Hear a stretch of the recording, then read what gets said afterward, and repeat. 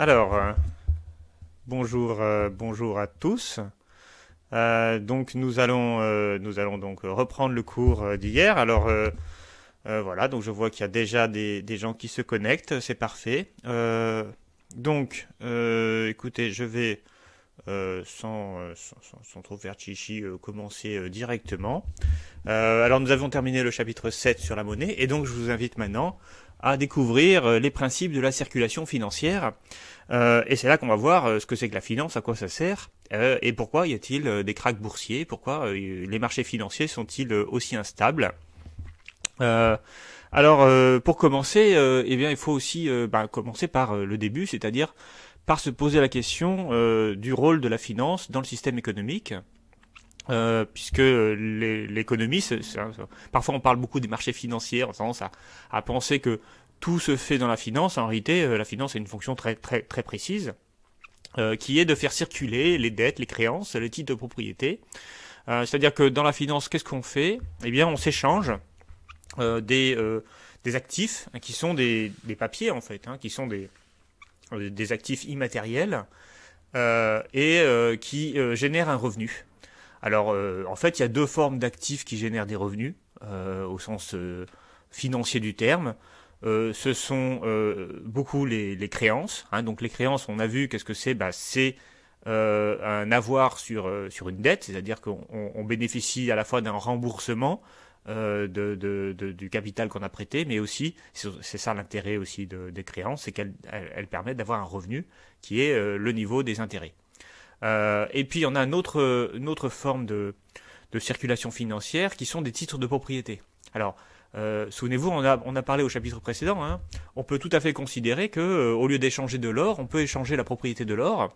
Eh bien, ce titre de propriété dont on parle, en fait, ça correspond finalement à un actif financier, puisque ça veut dire que vous possédez une partie, par exemple, d'un actif réel qui, pour le coup, a de la valeur.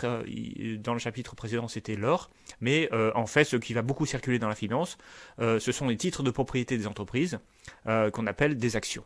Alors ça aussi, on va le voir tout à l'heure. Bon, alors à quoi tout ça sert? À quoi tout ça sert de changer d'échanger entre nous ou entre les agents économiques des actifs financiers. Alors pour essayer de le comprendre, eh bien il faut essayer de comprendre ce que c'est que une opération financière. Concrètement, qu'est-ce que ça veut dire quand on fait circuler, on va dire, de la finance? Eh bien, c'est comme une opération dans le monde réel, dans l'économie réelle, pardon. C'est-à-dire qu'il y a d'un côté un titre qui est échangé et de l'autre côté de la monnaie qui est échangée en échange. Alors, c'est-à-dire que ce titre-là, c'est un titre de créance, par exemple. Et donc, vous achetez une créance qui va vous rapporter un intérêt.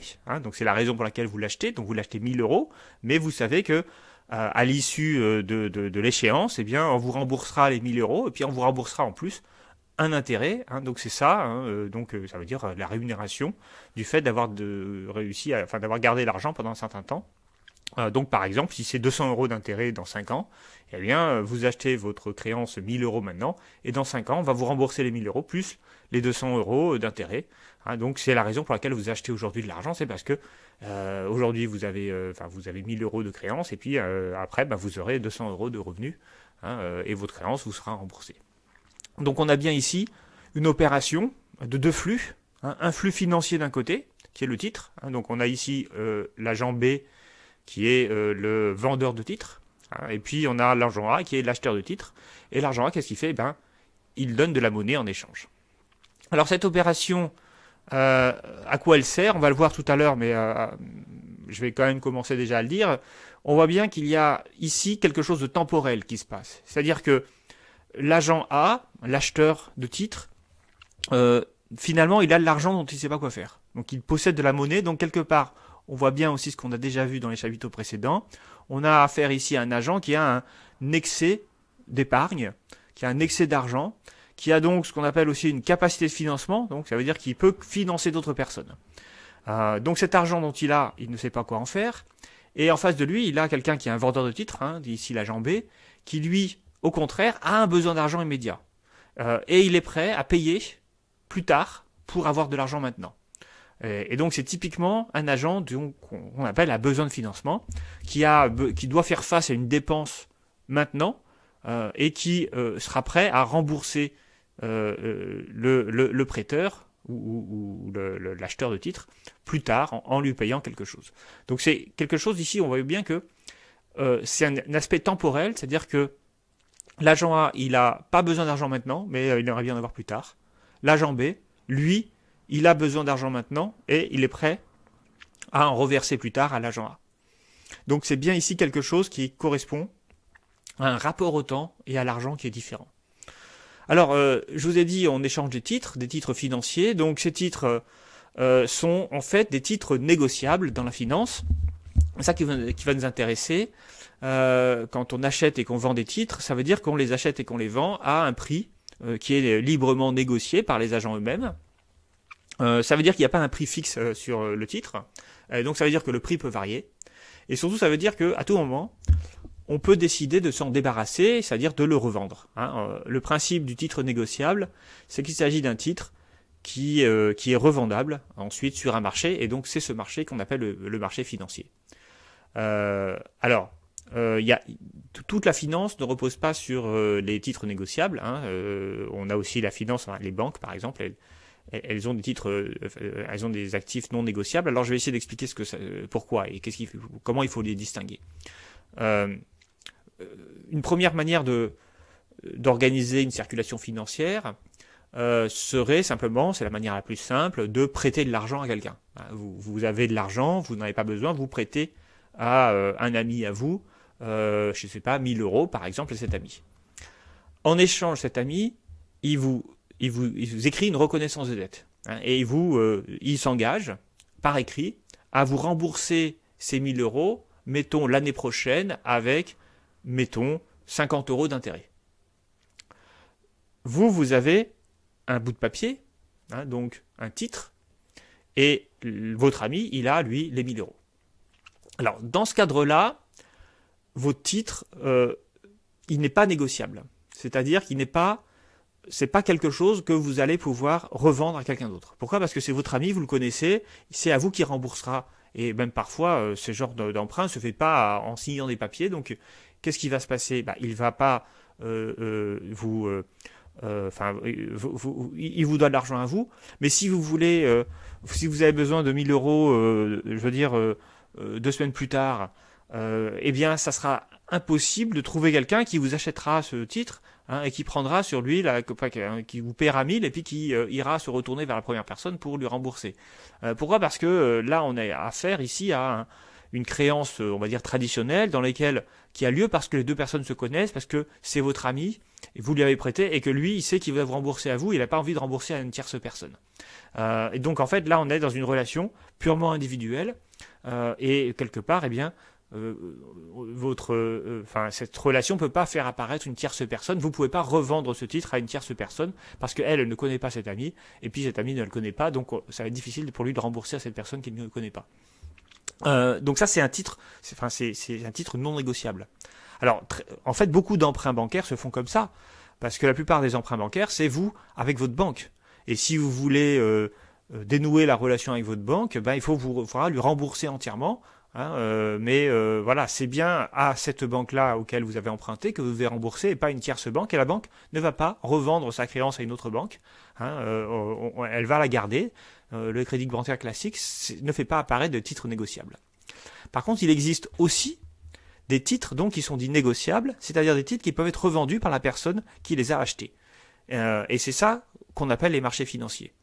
Alors ces titres négociables, ils sont très utiles, ils sont très intéressants parce que quelque part ils sont non nominatifs, ils ne font pas apparaître un contrat d'une personne avec une autre, c'est pas un élément contractuel, c'est simplement avec les noms des gens. Il y a un élément contractuel mais c'est pas avec les noms des gens, ce qui veut dire que vous pouvez à tout moment revendre vos titres, votre obligation ou votre action, ce titre négociable à une tierce personne qui elle-même pourra la revendre à une autre personne, etc.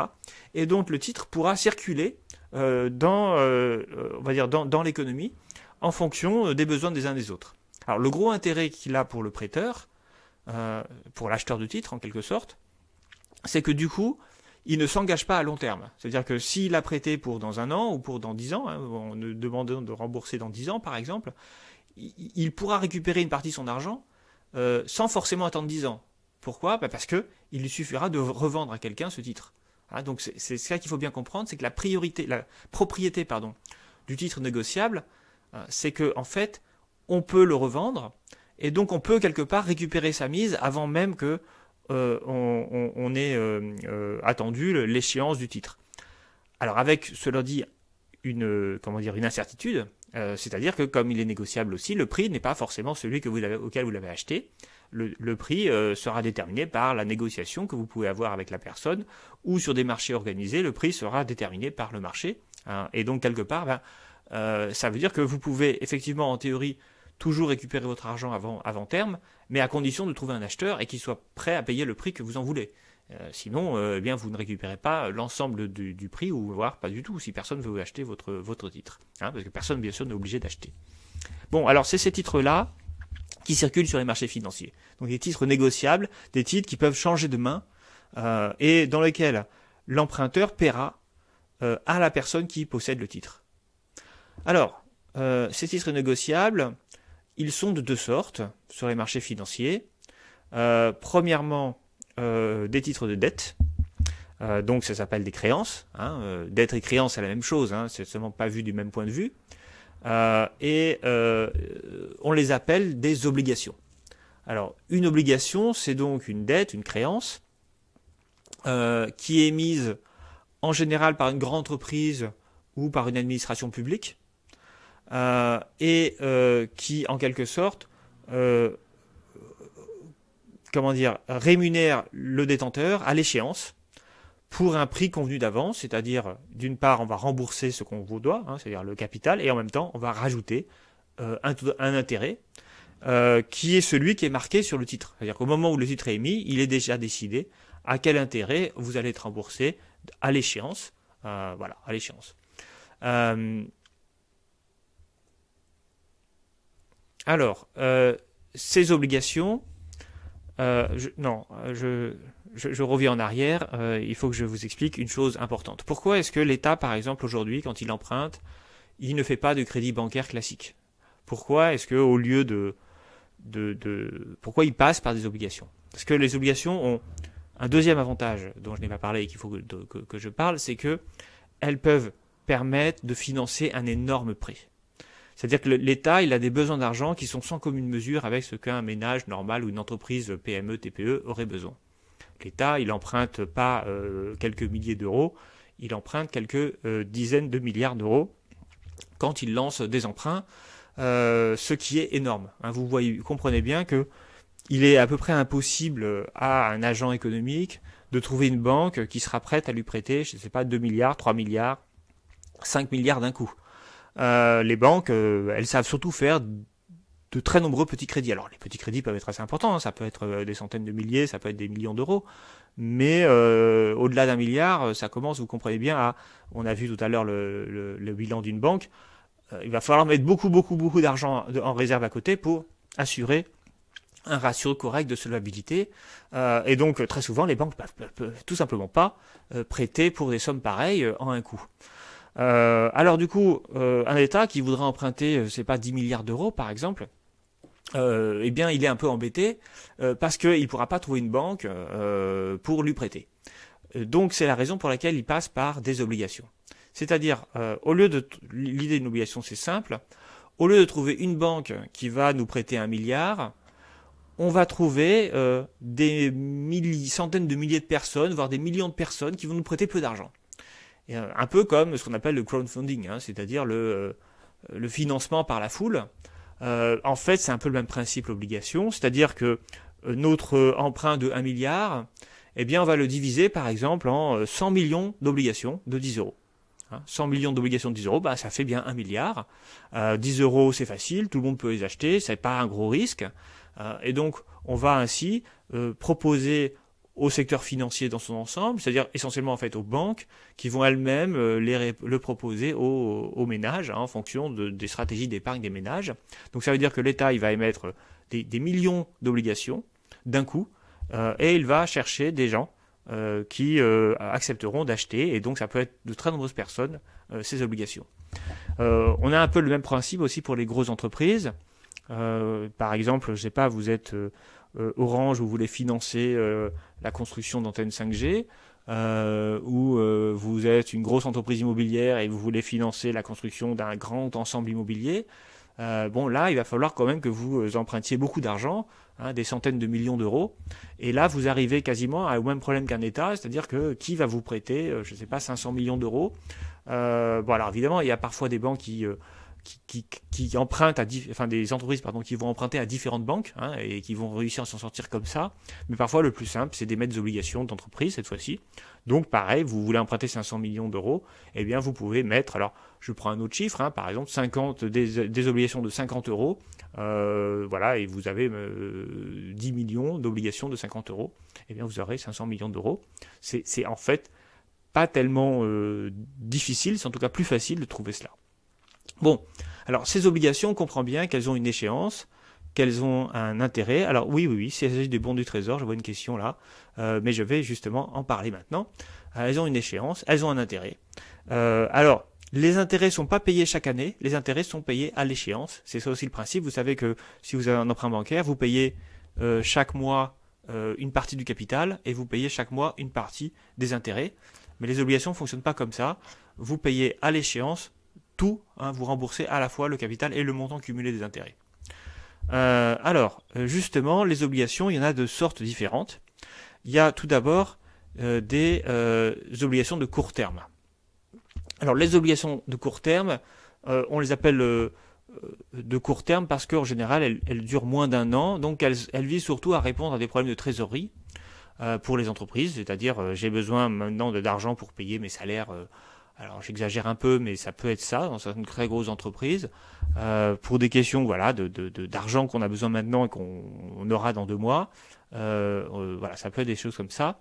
Mais très souvent, les véritables obligations de court terme sont les obligations des banques entre elles.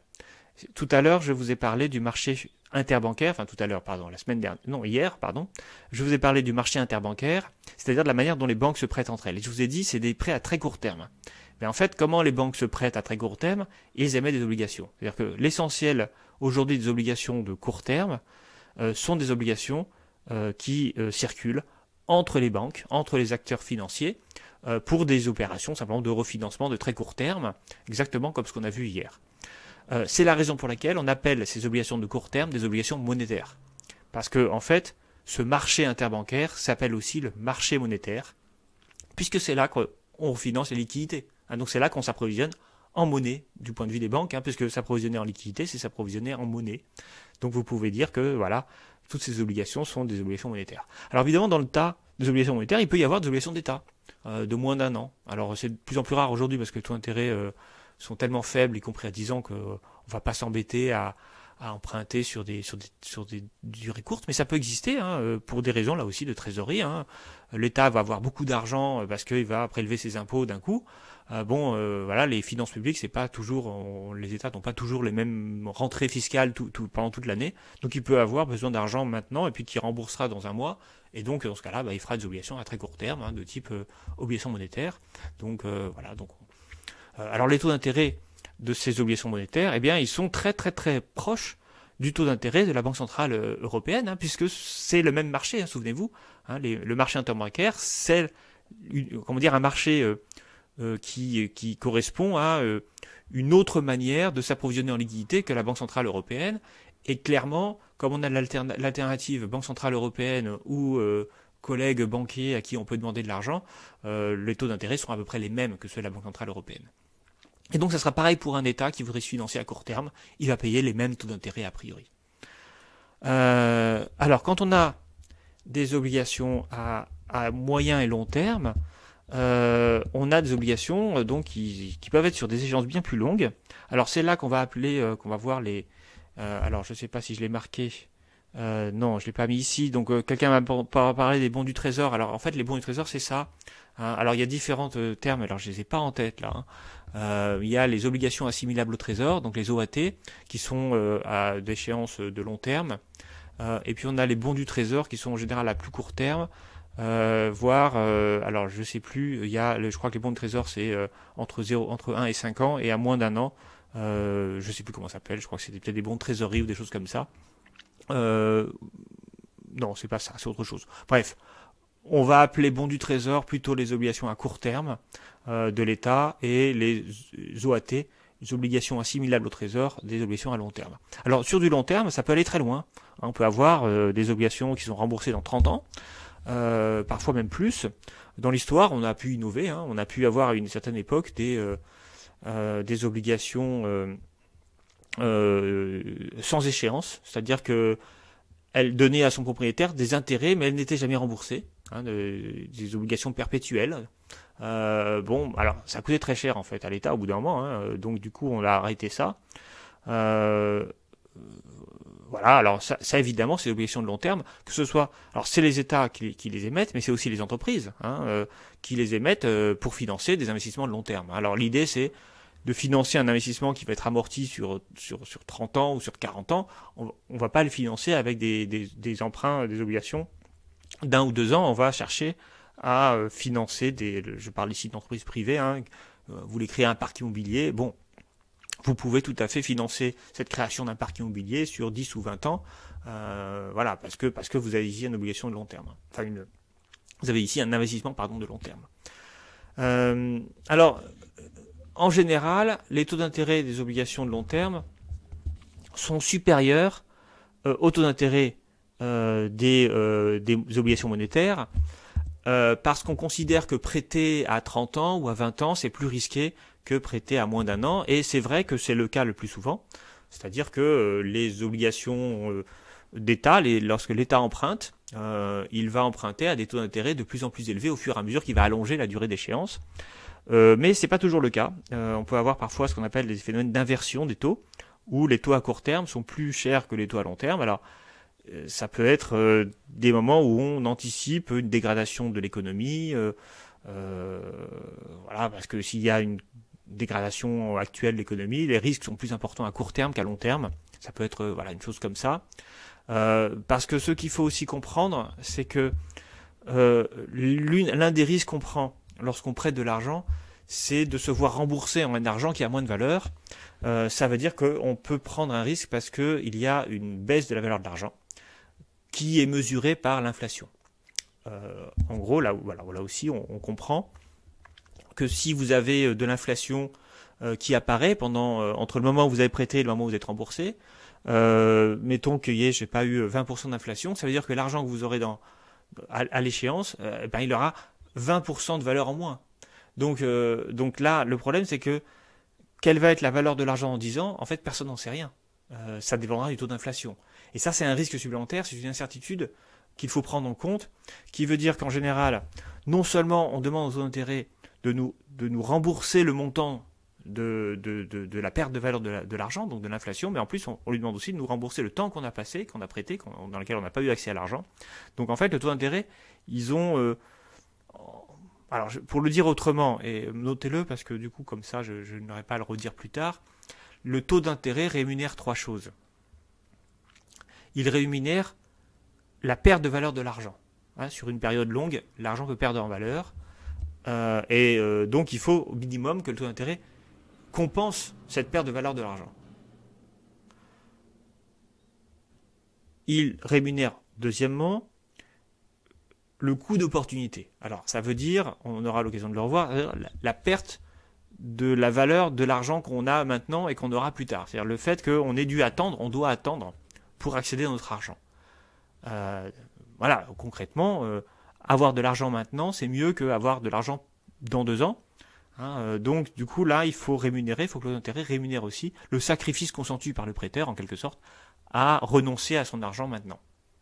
Donc, le taux d'intérêt rémunère donc l'inflation, la perte de valeur de l'argent, mais il rémunère aussi le créancier pour l'effort qu'il fait de prêter de l'argent. Et le taux d'intérêt rémunère aussi une troisième chose dont on ne parle pas souvent, surtout quand on regarde des vidéos YouTube sur la monnaie, qui est bien sûr le risque de non-remboursement. Parce que si vous prêtez de l'argent, vous n'êtes pas sûr que la personne, quand vous reviendrez lui demander le remboursement, il soit encore là, ça se trouve il est parti au Venezuela, et là votre argent vous le voyez plus. Ou alors il a fait faillite, ou alors il est mort, ou je ne sais quoi, ou alors on ne le retrouve plus. Bon, Donc ça veut dire que tout prêt est un risque. Pas simplement un risque de perte de valeur de l'argent à cause de l'inflation, ou un risque qu'on consent à prendre parce qu'on sait qu'on a besoin de l'argent, qu'on est prêt à sacrifier l'argent de maintenant pour l'argent plus tard, mais aussi le risque simplement de tout perdre parce que la personne ne rembourse pas. Et c'est la raison pour laquelle, traditionnellement, les taux d'intérêt sont forcément positifs. Il doit rémunérer 3 risques différents. Et c'est la raison pour laquelle c'est pas parce que vous prêtez à un taux d'intérêt, je sais pas, de 2-3% que vous gagnez de l'argent. C'est ça aussi qu'il faut comprendre. Parce que si vous prêtez à 2% mais que l'inflation est à 3%, eh bien vous perdez de l'argent tous les ans. Si vous prêtez à 3%, mais que l'inflation n'est qu'à 2%, mais qu'en fait il y a une forte probabilité pour que l'emprunteur ne vous rembourse pas et qu'à la fin il ne vous rembourse pas, vous perdez aussi de l'argent. Donc il faut bien comprendre que les taux d'intérêt ne sont pas toujours rémunérateurs. Et c'est là aussi je dis ça parce que on a parfois l'image du banquier qui gagne de l'argent sans rien faire parce que voilà, ses prêts lui rapportent beaucoup d'argent. C'est vrai, et heureusement que ça lui rapporte de l'argent, sinon le métier de banquier n'existerait pas, mais en même temps, c'est pas systématique, et parfois, il ne faut pas juste regarder la rémunération des taux d'intérêt comme une rémunération assurée, parce que ça marche pas toujours. Bon, donc, pour revenir à ces 3 risques, le risque d'inflation, le risque de perte, d'avoir accès à l'argent, le risque de faillite, eh bien, ils sont plus importants pour les obligations de long terme. Bien sûr parce que la durée est plus longue que dans l'abolition monétaire, donc on perd plus entre guillemets. Donc si on renonce à l'argent maintenant et qu'on en a là que plus tard, mais c'est surtout le premier et le troisième risque qui sont les plus importants. Le premier risque étant oui voilà, les obligations sont des prêts à risque évidemment. Le premier risque étant l'inflation. Autant il est capable de prévoir que d'ici 1 ou 2 mois, dans une obligation monétaire, il n'y aura pas beaucoup d'inflation. Autant d'ici 20 ou 30 ans, dans une obligation à long terme, là, difficile de savoir s'il va y avoir de l'inflation et quel va être son niveau surtout. Donc on prend un risque important, beaucoup plus important au niveau de l'inflation. Et puis bien sûr, le risque de non-remboursement, il est beaucoup plus élevé lorsqu'on a une échéance longue que lorsqu'on a une échéance courte. Parce qu'à court terme, on se dit, il n'y a pas beaucoup de chances pour que cette personne-là fasse faillite d'ici 1 mois, puisqu'on connaît un peu sa situation, alors que savoir si dans 5 ans ou 10 ans, une entreprise aujourd'hui très rentable sera encore là, en réalité on n'en sait rien. Donc du coup, les taux d'intérêt de long terme doivent logiquement être plus importants que les taux d'intérêt de court terme. Alors je dis ça, et en même temps, la réalité du monde aujourd'hui, c'est que les taux d'intérêt de très court terme, on a vu les taux de refinancement bancaire, ils sont à 0, et les taux d'intérêt de long terme, ils sont négatifs. Donc on vit aujourd'hui dans un monde qui est complètement bizarre, où prêter à 10 ans rapporte moins que prêter à court terme, mais en plus même, les gens qui prêtent à 10 ans aujourd'hui à l'État français, ils sont remboursés d'un taux négatif. C'est-à-dire que en fait, vous prêtez 1000 et on vous remboursera dans 10 ans 985. C'est ça, le taux d'intérêt négatif. Et vous acceptez ce genre de contrat. Alors pourquoi est-ce que les banques acceptent de rémunérer l'État pour leur prêter ?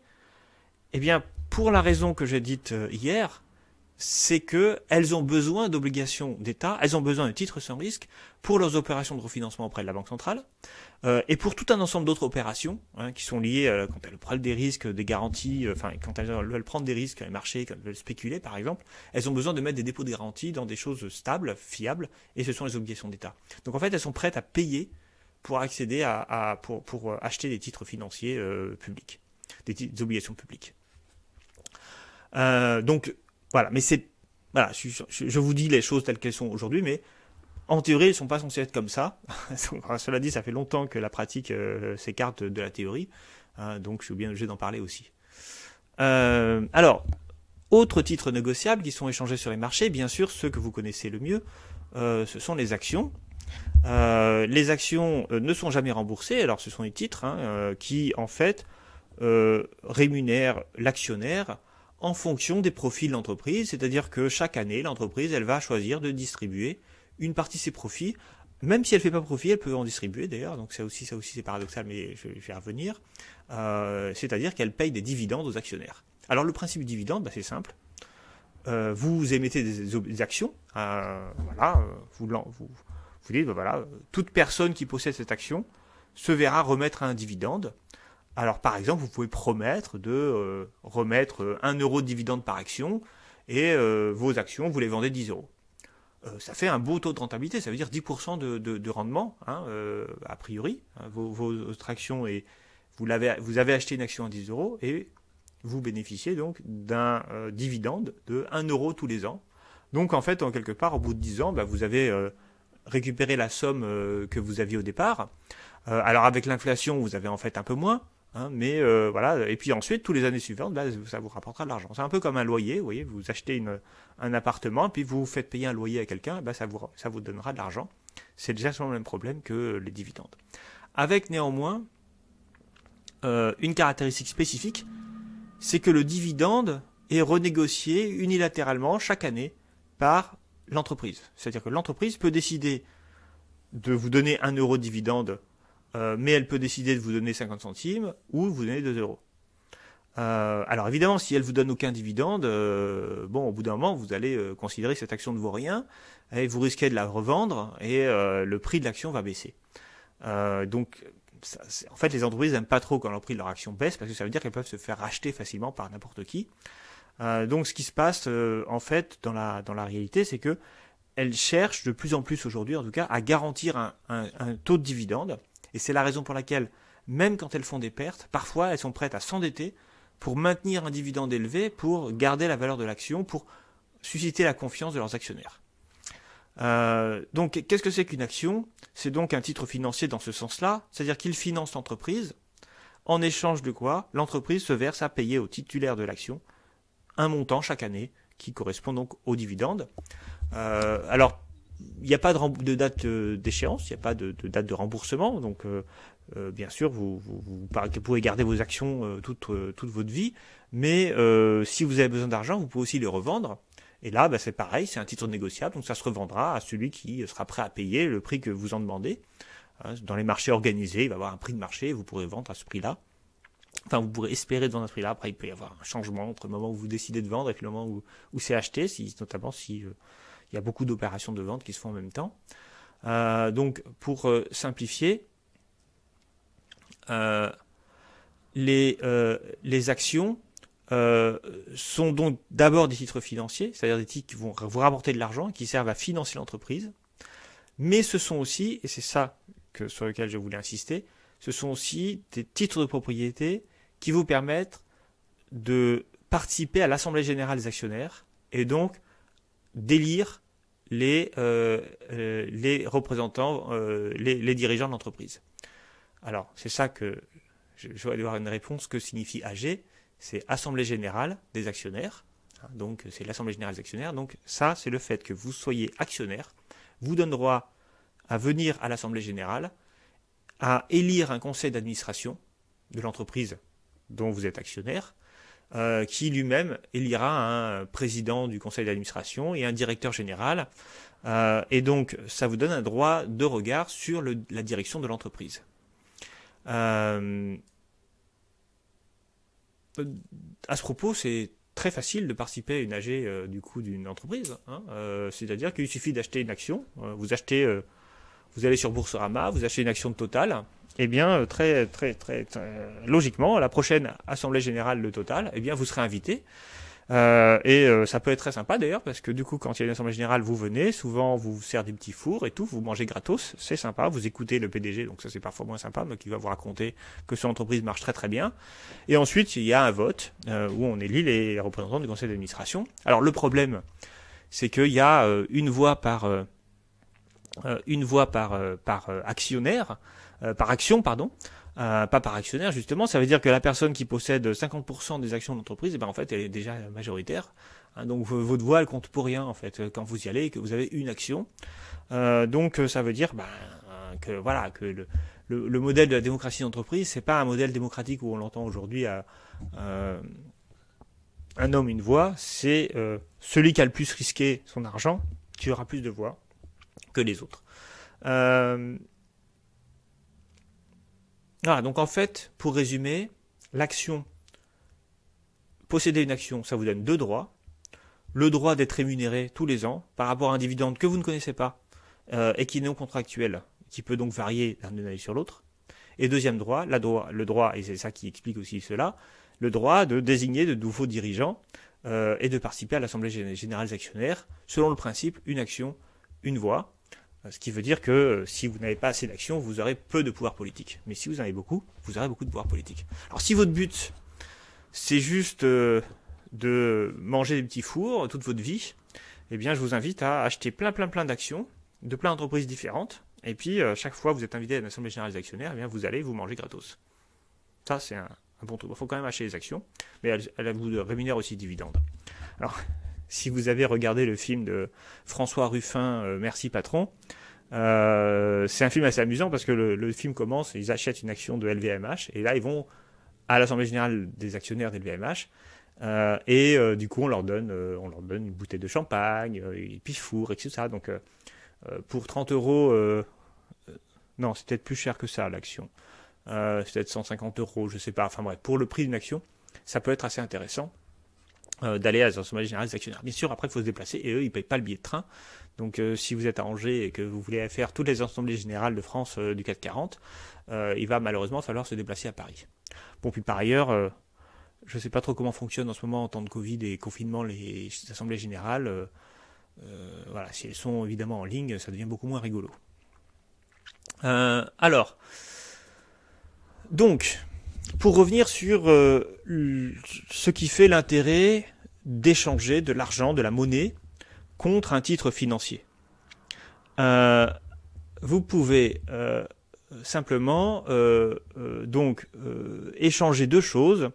L'argent que vous avez aujourd'hui, qui est une richesse immédiate, enfin qui procure une richesse immédiatement, j'aurais dû plutôt écrire ça, une richesse immédiatement, contre en fait un titre qui va vous procurer la possibilité d'acheter des choses plus tard, donc de la richesse différée. Donc en fait, il faut bien distinguer le titre financier de la monnaie, c'est une question de temporalité. Et je reviens à ce que j'ai dit tout à l'heure, finalement, derrière l'échange monnaie contre titre, il y a surtout un échange immédiateté contre plus tard. Le temps de maintenant contre le temps de plus tard. Est-ce que j'ai besoin d'argent maintenant ou est-ce que j'ai besoin d'argent plus tard? Et donc, ce qu'il faut bien comprendre, c'est que quand on regarde les agents économiques, il y en a qui ont de l'épargne, des capacités de financement, d'autres qui ont des besoins de financement. Et en fait, ceux qui vont avoir l'argent plus tard et qui en ont besoin maintenant, ce sont les investisseurs au sens réel du terme, c'est-à-dire les producteurs, ceux qui investissent sur du long terme dans des capacités productives. Or, il y a deux formes de producteurs, les administrations publiques et les entreprises. Et c'est, en général, la finance va donc servir à coordonner les intérêts des ménages qui sont des agents avec de l'épargne, qui sont des agents à capacité de financement, avec les besoins des producteurs qui, eux, doivent investir et qui, eux, pour investir, ont besoin d'argent maintenant et sont prêts, puisqu'ils investissent, à vous rémunérer plus tard. Donc c'est bien de ça dont on parle, c'est de l'institution, la finance c'est l'institution qui va être entre les deux sortes d'agents, les agents à besoin de financement et les agents à capacité de financement, et qui va coordonner leurs besoins réciproques. Et donc finalement, c'est tout à fait utile la finance. C'est-à-dire que sans finance, il y aurait déjà des personnes qui auraient trop d'épargne et qui ne sauraient pas quoi en faire, et des entreprises et des États qui auraient des besoins de financement et qui ne sauraient pas comment les financer, des besoins d'investissement et qui ne sauraient pas comment les financer. Et donc c'est ça que sert la finance, c'est d'être un peu entre les deux et de servir les besoins des uns des autres. Alors, on a donc ici une réflexion qu'il faut maintenant poser, c'est la relation entre l'épargne et l'investissement. Alors, l'épargne, c'est l'argent non utilisé. On l'a vu, ce sont donc les capacités de financement. L'investissement, c'est quelque chose, c'est du capital fixe, c'est la formation brute de capital fixe. Donc c'est quelque chose qu'on va payer maintenant.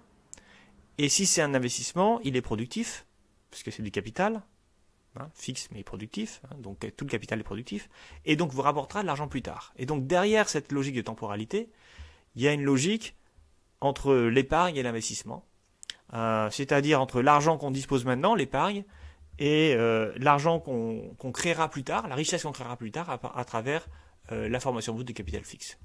Et en économie, on va souvent se retrouver avec cette égalité fondamentale que je viens de donner, qui est de montrer qui est l'égalité I égale S, investissement égale épargne.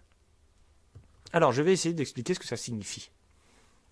Alors, je vais essayer de vous montrer, à partir de quelques équations très simples, vous allez voir, c'est très facile. Pourquoi est-ce qu'on retrouve forcément, à l'échelle d'une économie, à l'échelle macroéconomique, à l'échelle globale, on va forcément retrouver cette identité entre les dépenses d'investissement et l'épargne des ménages. Alors pour ça, il faut raisonner assez simplement en sachant que dans une économie, Y, souvenez-vous, c'est égal à la fois à la production, la valeur de la production dans la sphère réelle, c'est-à-dire c'est l'ensemble des richesses produites, hein, c'est le PIB, et en même temps, Y, souvenez-vous, c'est aussi l'ensemble des revenus. Alors, si on raisonne en termes productifs, on va se retrouver avec cette égalité-là, dont j'ai déjà parlé, c'est l'égalité fondamentale, emploi égale ressources, c'est-à-dire les ressources ici, c'est la production de réaliser, plus les importations, et à droite de l'équation, on a les emplois, c'est-à-dire toute la manière dont la richesse produite va être utilisée, comment elle va être utilisée. Donc c'est la consommation, l'investissement, les exportations et les services publics. Les dépenses, qu'est-ce que c'est ? Eh bien, là, cette fois-ci, on raisonne non plus en réel, pardon, on raisonne en monnaie. Voilà, donc on regarde comment on trouve les dépenses des gens. Eh bien, c'est pas compliqué. Ce sont les revenus, hein, grand Y. Ici, c'est les Y revenus, alors qu'ici, c'est les Y production. Mais c'est la même chose, hein, c'est la même valeur. Les revenus vont forcément se distribuer en trois ensembles. Ils vont être consommés, ils vont être épargnés ou ils vont être prélevés par les administrations publiques. T ici, alors c'est de l'anglais, hein, ça aussi c'est pareil, c'est taxe en anglais, mais taxe en anglais ça ne veut pas dire taxe en français, ça veut dire l'ensemble des impôts. Hein, taxe et impôts en fait. Donc on appelle nous cela simplement des prélèvements obligatoires, c'est l'ensemble des prélèvements qui sont des ressources des administrations publiques qui sont financées par les taxes et les impôts et les cotisations. Donc souvenez-vous, c'est pas l'ensemble des recettes publiques, hein, parce qu'on a une partie des recettes publiques qui peuvent être d'autres choses, hein, les revenus des entreprises publiques ou des choses comme ça. Donc on a ici deux équations.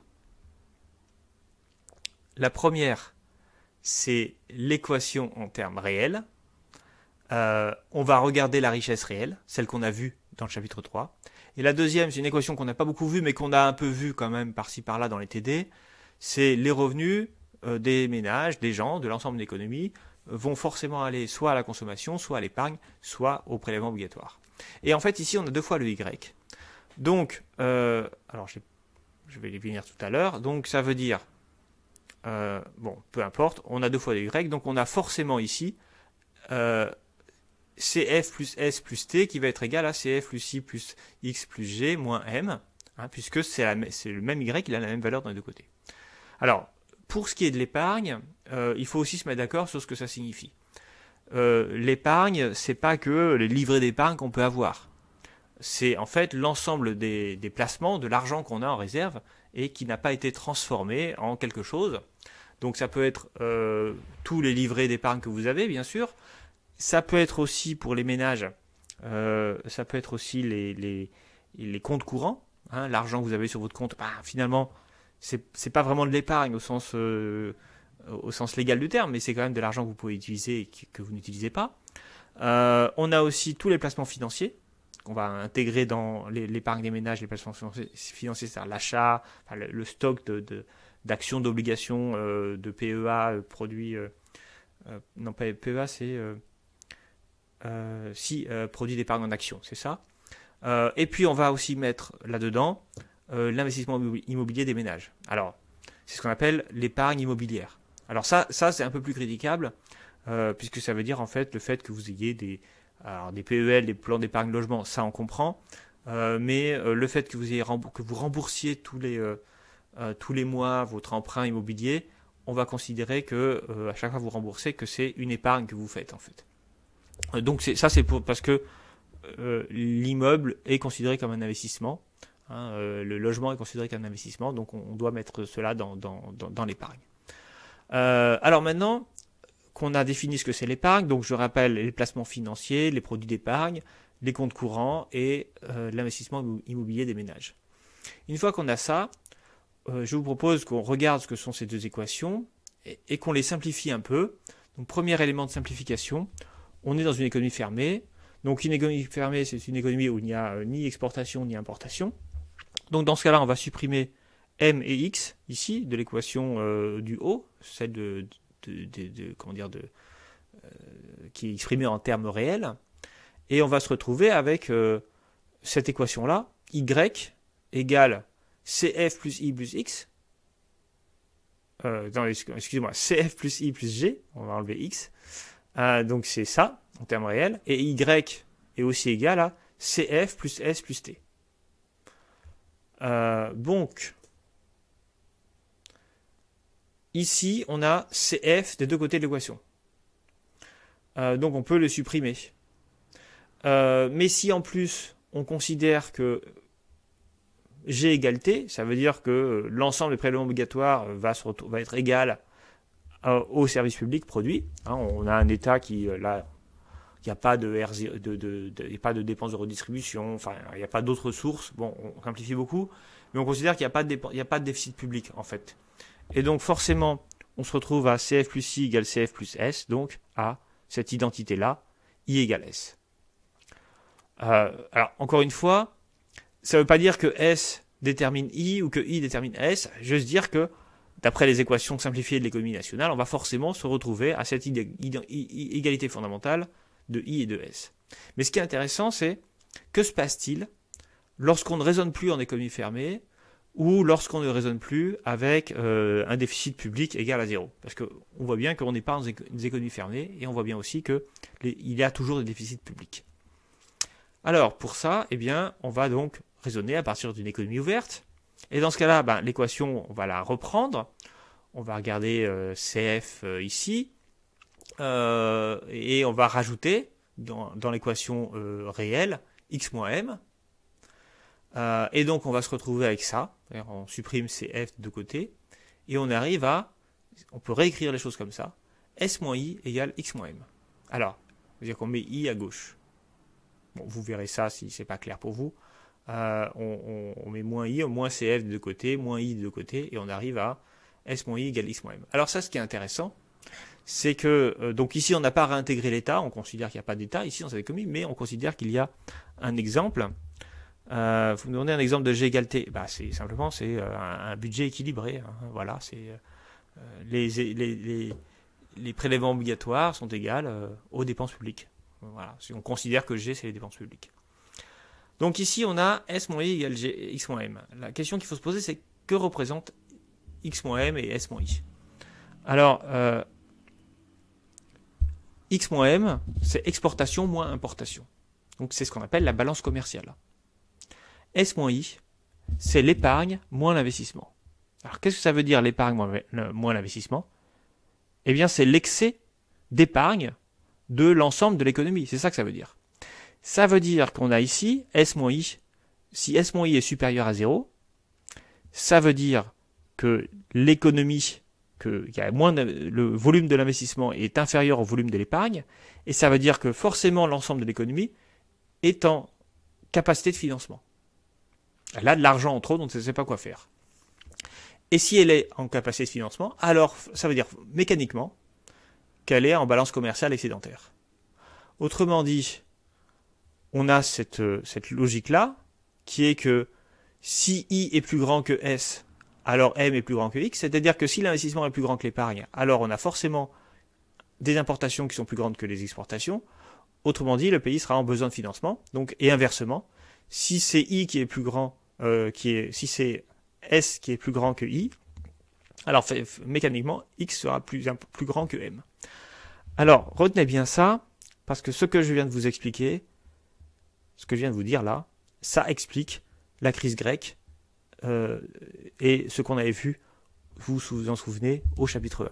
Je vous avais dit qu'on en reparlerait de ça quand vous avez fait ce chapitre 1. Vous pouvez revoir la vidéo. Ce que je vous expliquais dans la crise grecque et dans la crise de l'euro, au premier chapitre, c'était qu'au cœur des déséquilibres financiers de l'Union européenne, il y avait des pays qui étaient en besoin de financement. Ces pays, c'était les pays périphériques, les pays du Sud, notamment la Grèce, l'Espagne, l'Italie et l'Irlande également. Qu'est-ce qui expliquait que ces pays étaient en besoin de financement? Je vous ai dit, c'est le problème de l'industrie. Pourquoi c'est un problème industriel? Parce que derrière l'industrie, eh bien, il y a les exportations, la capacité d'exportation et donc la balance commerciale. Autrement dit, ce que j'avais expliqué au premier chapitre, c'est directement lié à cela. C'est-à-dire que ce qui se passait pour les pays d'Europe du Sud, c'est qu'ils avaient une balance commerciale déficitaire, les exportations étaient inférieures aux importations, ce qui signifiait qu'ils étaient en besoin de financement, c'est-à-dire qu'ils n'avaient pas assez d'épargne pour financer leurs investissements intérieurs. Donc, ils devaient emprunter de l'argent aux autres pays.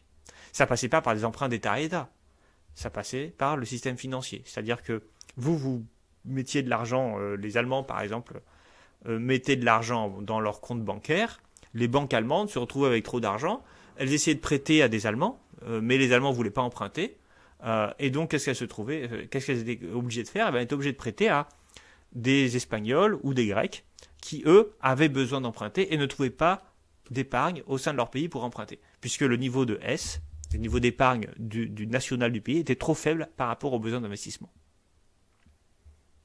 Donc ce que je suis en train de vous expliquer ici, avec les équations très simples de comptabilité nationale, c'est qu'il y a une relation très forte entre les besoins de capacité d'une économie et sa balance commerciale. Plus la balance commerciale d'une économie est excédentaire, a priori, plus on va avoir des besoins de financement, plus on va avoir des capacités de financement et plus on pourra prêter à d'autres États. Plus la balance commerciale est déficitaire, plus on va avoir besoin d'autres pays, d'autres économies pour se financer et financer ces investissements. Maintenant, mettons le solde budgétaire des administrations publiques dans l'équation. Alors, excusez-moi, ça paraît un peu gros, mais rassurez-vous, c'est très facile. Je reprends l'équation tout à l'heure. Je reprends donc tout, c'est-à-dire CF plus S plus T plus I, CF plus S plus T, donc ça c'est le revenu en monnaie, égale I plus CF plus X moins M plus G. Ça c'est le revenu en termes réels, c'est toujours le grand Y. Donc pareil, je vous propose qu'on supprime CF des deux côtés, et on va se retrouver avec maintenant une nouvelle équation, qui est, alors j'ai choisi ici, mais on peut le faire différemment, de représenter à droite la balance commerciale, ici, et ici, S moins I plus T moins G, et donc j'arrive ici à trois soldes, la balance commerciale, ici, X moins M, le solde budgétaire public, ici, et les capacités de financement du secteur privé. Ici, je limite au secteur privé parce que, évidemment, j'ai mis le secteur public à part. En fait, cette équation-là pourrait tout à fait être dissociée en ça, c'est-à-dire là on parle de S moins I, on pourrait parler soit uniquement du secteur privé, soit on pourrait intégrer dedans le secteur public, ça reviendrait exactement au même. Alors, ce qui est intéressant ici dans cette équation, c'est qu'elle permet de montrer que, donc ce que j'ai dit tout à l'heure, la balance commerciale est égale à la capacité de financement de l'économie, mais cette fois-ci on va distinguer la capacité de financement du secteur public et du secteur privé. Et ce qu'on peut voir, c'est des éléments assez intéressants. Par exemple, ce qui peut se passer, si dans un pays, on va dire le secteur privé, il est à l'équilibre, c'est-à-dire qu'il n'y a pas de capacité de financement ou de besoin de financement dans le secteur privé. On va dire les ménages financent les entreprises et tout va bien. Et puis tout d'un coup, l'État, lui, fait du déficit public. Alors dans ce cadre-là, qu'est-ce qui va se passer? Eh bien, mécaniquement, on va se retrouver avec une balance commerciale déficitaire. Ça veut dire que la balance commerciale peut être en partie liée au déficit public, au solde public, à la stratégie budgétaire de l'État. Alors, cet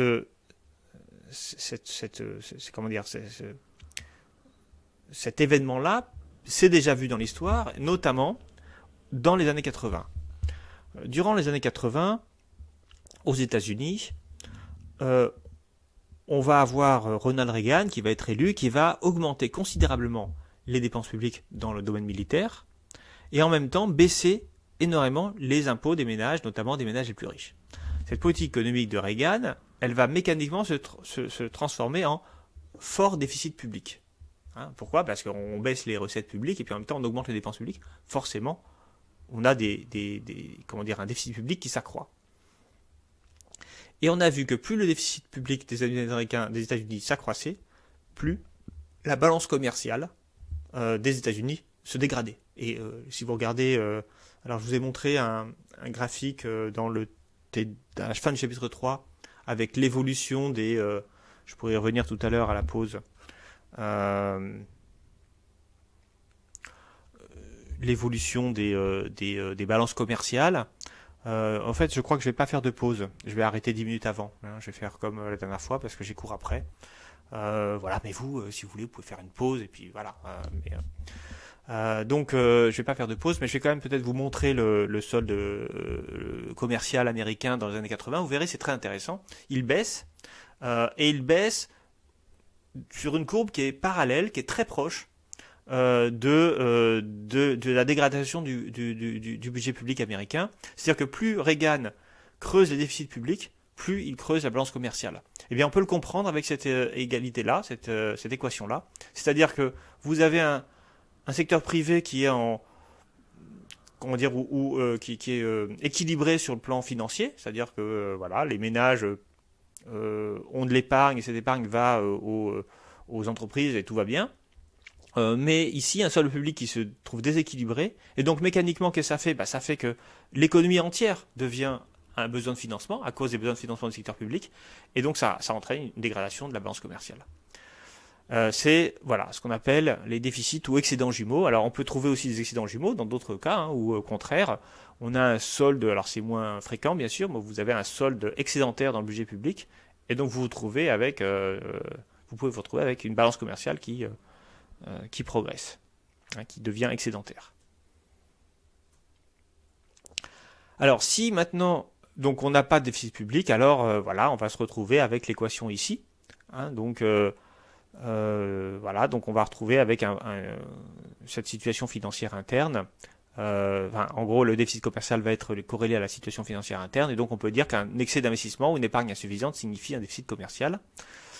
Je l'ai redit tout à l'heure, mais une corrélation ne dit pas quelle est la cause et quel est l'effet. On voit parce que ça, il s'agit d'une identité comptable, c'est pas logique, c'est-à-dire que en fait, il est quasiment impossible de savoir, enfin, s'il est possible si on réfléchit un peu, mais a priori, c'est pas forcément la balance commerciale qui détermine la balance financière.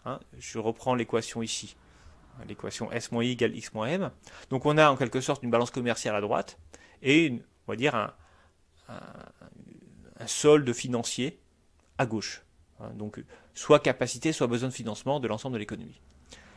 Bien malin celui qui peut dire si c'est le solde financier qui détermine la balance commerciale ou si c'est la balance commerciale qui détermine le solde financier. Ce n'est pas si simple. Alors prenons un exemple.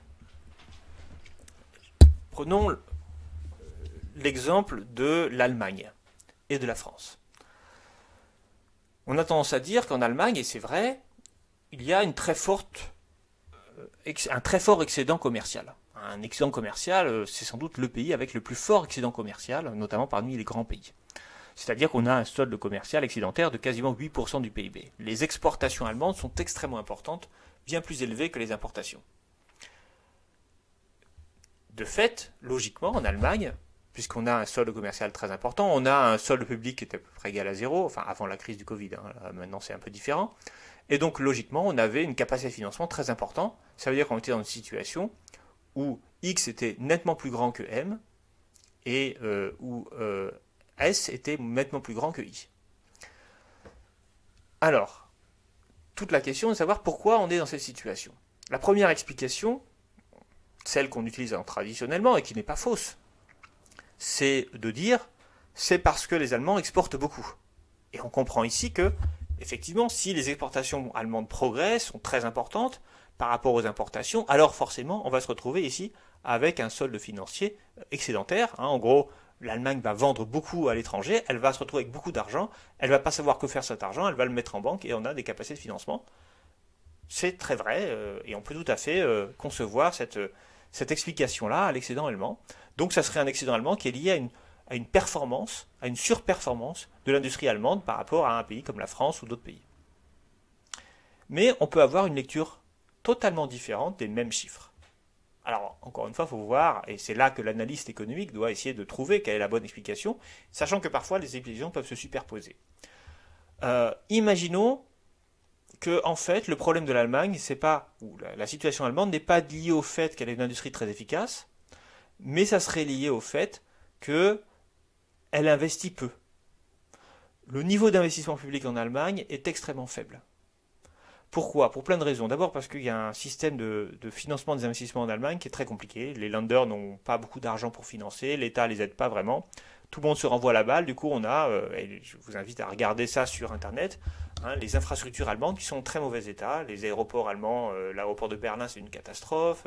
Les routes sont mauvaises, les ponts menacent de s'écrouler. Et puis en plus, les ménages eux-mêmes investissent peu, la population est vieillissante, on n'a pas besoin de construire de nouvelles écoles. Donc on a en fait un pays qui a beaucoup baissé son niveau d'investissement par rapport à la France. Et ça aussi, je peux vous montrer quelques graphiques, enfin je ne les ai pas là, j'en avais fait quelques-uns à une époque, c'était assez amusant, où on avait un taux d'investissement très important. C'est pas bon pour l'économie de plus investir, hein. Évidemment, ça c'est une économie de vieux, une économie en décroissance démographique, c'était le cas avant la dernière phase de migration. Une économie où les États n'arrivent pas à dépenser parce que les systèmes de financement sont très compliqués. Et donc forcément, si I devient très faible, eh bien S est supérieur, et donc ça crée une balance commerciale excédentaire. Ça veut dire qu'ici, on dirait, dans l'autre pan de la théorie, que ce n'est pas l'excès de compétitivité de l'industrie allemande qui explique la situation allemande, mais au contraire, les faiblesses d'investissement, à la fois public et privé, qui expliqueraient la balance commerciale excédentaire de l'Allemagne. Les deux sont vrais. Et donc ici, on a quelque part deux logiques qui se superposent. C'est la raison des excédents allemands extrêmement fortes. Parce que les excédents allemands sont effectivement liés à une puissance industrielle, et ça on peut l'avoir de d'autres chiffres, hein. Il suffit de regarder l'évolution de l'emploi industriel en Allemagne, hein, qui se tient beaucoup mieux que celui des autres pays. Hein. Même, il y a une création d'emplois industriels, donc on voit bien que si une création d'emplois industriels, c'est que l'industrie va très bien en Allemagne. Donc effectivement, elle a une balance commerciale qui est excédentaire du fait de cette puissance industrielle, mais elle a des excédents courants qui sont aussi la conséquence d'un niveau d'investissement trop faible de la part des administrations publiques et même des entreprises, puisque aussi on a, malgré la puissance industrielle, il y a aussi beaucoup d'entreprises qui ont un peu de mal parfois à investir. Mais c'est surtout l'investissement public d'ailleurs qui pêche en Allemagne. Voilà, donc on peut aussi considérer, une troisième face à la théorie, et là aussi qui est vraie, c'est que les Allemands épargnent beaucoup. Les Allemands épargnent beaucoup parce que c'est une population vieillissante. Et donc là aussi, ça va inciter plutôt les gens à plus épargner. Hein, souvenez-vous de la théorie du cycle de vie. Donc vous voyez, quand on a cette équation-là, on n'a pas une réponse univoque à ce phénomène. On peut expliquer plein de phénomènes comme ça de différentes manières, et c'est là que l'économiste il doit trouver l'explication la plus plausible par rapport à ce qu'il voit, par rapport au dynamisme, hein, à l'évolution d'une économie. Prenons le cas de la France. La France a une balance commerciale déficitaire. Ça veut dire qu'elle importe plus qu'elle exporte. Alors c'est pas un énorme déficit, enfin c'est un petit déficit. Ce petit déficit, il peut être effectivement lié à une désindustrialisation, et quand on la regarde, les chiffres, elle est claire, il y a bien une désindustrialisation française. Mais cette balance commerciale déficitaire est aussi liée à un niveau d'investissement plus élevé que la moyenne. Alors pourquoi est-ce qu'on a un niveau d'investissement plus élevé que la moyenne? Pour plein de raisons, mais ne serait-ce que pour une raison démographique. L'investissement, c'est lié à la construction immobilière, par exemple, et l'immobilier est totalement lié à l'accroissement démographique. On a un État qui traditionnellement investit davantage que les autres, et que les administrations, notamment l'Allemagne, hein, on a des routes en meilleur état que les Allemands, il faut le dire, et un niveau d'investissement public globalement est supérieur. Donc on peut dire aussi un peu la même chose pour la France. Voilà, on peut dire aussi, puisqu'on a un déficit public important en France, que si on résolvait le déficit public, eh bien peut-être que la balance commerciale française redeviendrait à l'équilibre. Alors, personnellement, j'y crois pas trop. Mais c'est ce que certaines personnes disent, et donc parce qu'ils regardent ici cette égalité à ce niveau-là. Donc voilà, donc encore une fois, ça dit une chose, c'est que ces chiffres sont très intéressants. Ils peuvent nous permettre, ces chiffres, ces équations, ces corrélations entre l'activité économique interne d'un côté et de l'autre côté la balance commerciale, c'est-à-dire ce qui se passe à l'extérieur, tout ça est lié en fait, c'est ça que je vais essayer de vous expliquer, mais la nature des liens n'est pas claire. Est-ce que c'est la balance commerciale qui détermine les besoins ou capacités de financement d'un pays, ce qu'on pourrait penser au premier degré, ou est-ce que c'est au contraire la structure interne du pays qui va déterminer les besoins de financement et donc la balance commerciale. Ça, c'est pas clair. Alors, je vais vous donner ici un petit exemple. Un exemple. Des chiffres. Pour la France en 2018, donc je vais référer ici au TD5, on a les chiffres suivants. Alors, je reprends les chiffres d'épargne. Alors, vous pouvez les regarder. Bon, ne le faites pas maintenant, mais vous pourrez le faire chez vous. Enfin, chez vous, vous êtes chez vous, je sais. Vous pourrez le faire après le cours ou ce soir. Hein, vérifier. J'ai vérifié, moi, pour être sûr de ne pas vous dire n'importe quoi. Que dans le TD5, quand on regarde l'épargne des ménages, l'épargne des sociétés non financières et l'épargne des sociétés financières, on arrive à un total d'épargne de 495. Quand on regarde l'investissement total, alors quelqu'un me pose, est-ce que l'investissement est vecteur de croissance? Oui, si, mais si, j'ai pas dit que l'investissement n'était pas vecteur de croissance, c'est vecteur de croissance évidemment. Donc ça ne remet pas en cause ce que j'ai dit. Et c'est la raison pour laquelle une économie qui investit moins peut avoir des problèmes plus tard. Mais le problème étant de savoir à quel moment ça va pénaliser la croissance. C'est ça la question. Si vous n'entretenez pas vos routes elles sont toujours utilisables. Elles commencent à avoir des trous, etc. Les ponts, ils ne sont pas entretenus, ils ne sont pas effondrés. Hein, donc là, voilà, le problème c'est que le capital fixe il s'use lentement. Là où vous allez avoir des problèmes de croissance, c'est quand tous vos ponts vont s'effondrer, vos routes seront plus utilisables. Là, vous allez avoir une forte chute du PIB, ça c'est sûr. Hein, mais tant que voilà, donc bon, ça fait partie des questions. Alors aussi, voilà, l'investissement immobilier, c'est pareil. Si vous avez beaucoup de gens à loger, vous avez besoin d'investir dans l'immobilier, ça crée de la croissance. Mais si vous avez personne à loger, vous n'allez pas vous embêter à construire des immeubles qui vont être vides. Donc le niveau d'investissement dépend aussi d'autres facteurs. Bon, je reprends. Quel est le niveau d'épargne français? C'est l'addition du niveau d'épargne des ménages, des sociétés non financières, des sociétés financières. On arrive, si on prend les chiffres du TD5, à 495. Quel est le niveau d'investissement français? Eh bien pareil, alors c'est vrai que j'ai pas tout mis, hein, j'ai pas mis les institutions à but non lucratif, mais c'est pas des chiffres extrêmement importants de toute façon. Donc les niveaux d'investissement, c'est 136 pour les ménages, 294 pour les sociétés non financières et 23 pour les sociétés financières. Hein, donc vous voyez d'ailleurs c'est logique, l'investissement des sociétés financières c'est très important. Sociétés non financières, pardon. Donc on se retrouve alors pour l'État. Je vous propose de comptabiliser toutes les dépenses publiques. Les dépenses publiques, c'est G, la production de services publics, c'est les dépenses de redistribution, c'est aussi les consommations intermédiaires des administrations publiques. Hein, et donc au total, on a 1330 de dépenses publiques. Et les recettes publiques totales, alors je mets T ici, mais c'est pas que T, c'est pas que les impôts, on a vu qu'il n'y avait pas que ça. Je vous mets 1270, donc on arrive à un solde public de l'inverse, hein, de la différence des deux, pardon. Hein, donc ici déficitaire de 60 milliards d'euros. Alors, exportation française, 737 milliards d'euros. Hein, je vous ai mis en milliards d'euros tout ça. Hein. Importation française, 756 milliards d'euros. Et donc, on va vérifier si on trouve les bons chiffres. Alors là, je vous ai mis les chiffres que vous pouvez retrouver dans le TD5. Hein, les chiffres officiels de l'INSEE. Donc, qu'est-ce qu'on a 495, c'est-à-dire épargne, S, moins I, 453. Plus T moins G.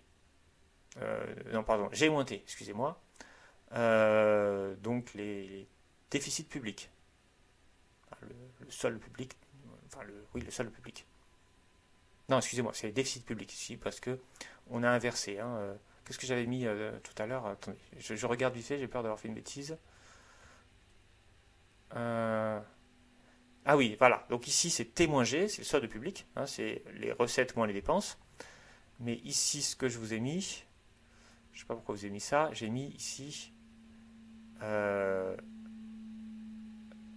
j'ai pas mis T-G. Qu'est-ce que j'ai fait?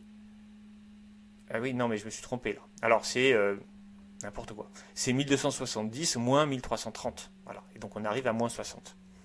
Tenez, d'ailleurs, je vais le changer parce que ça m'énerve. Sinon, il y a une erreur. J'ai pas envie qu'il y ait cette erreur. Donc, 1270. Je changerai d'ailleurs sur Moodle parce que j'ai déjà mis ça sur Moodle. 1330. Voilà. Voilà. Ok.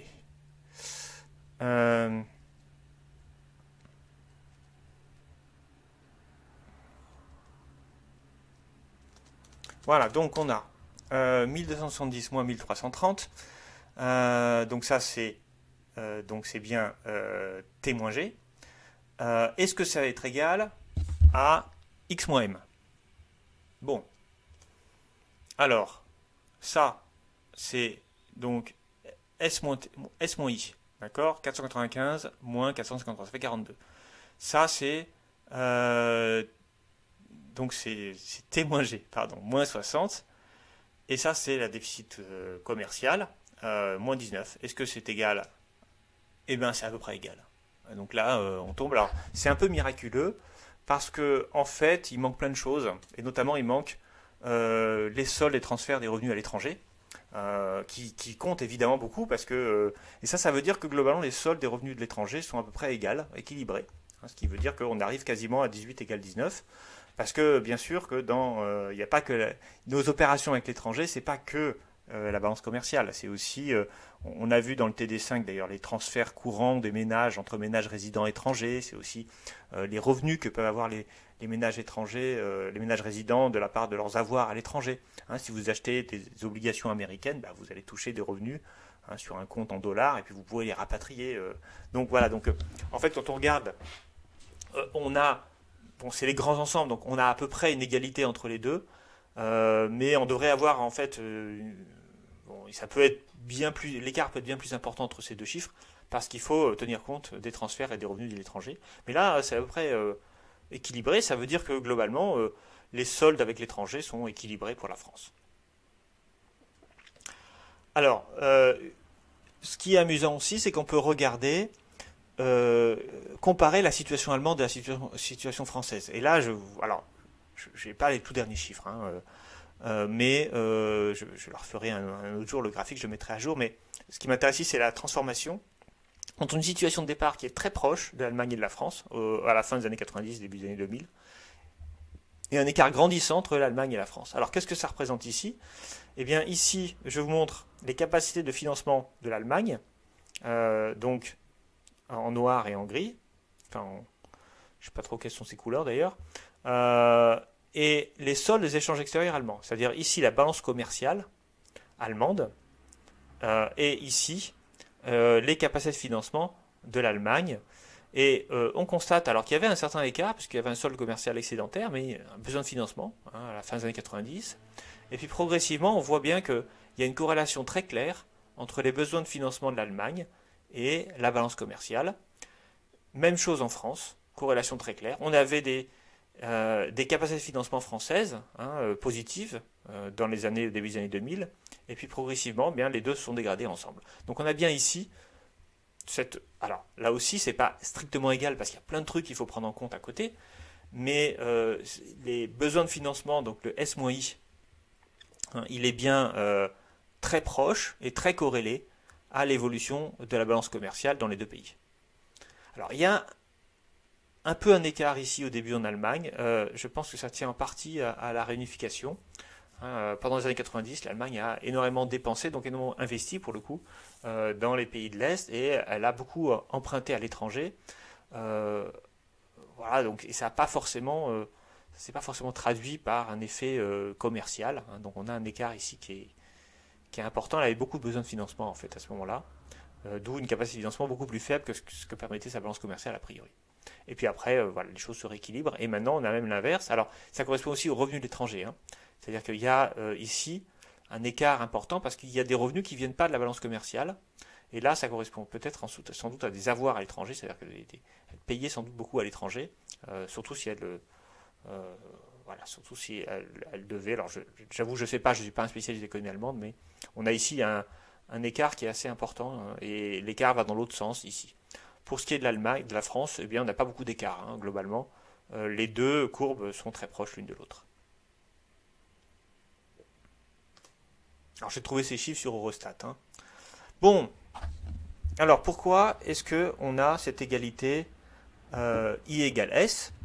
Est-ce qu'il y a d'ailleurs une question de se poser la question, enfin, est-ce qu'il y a vraiment raison de se poser la question, puisque cette égalité comptable, est-ce qu'elle signifie que c'est l'épargne qui permet l'investissement, ou est-ce que c'est pas ça?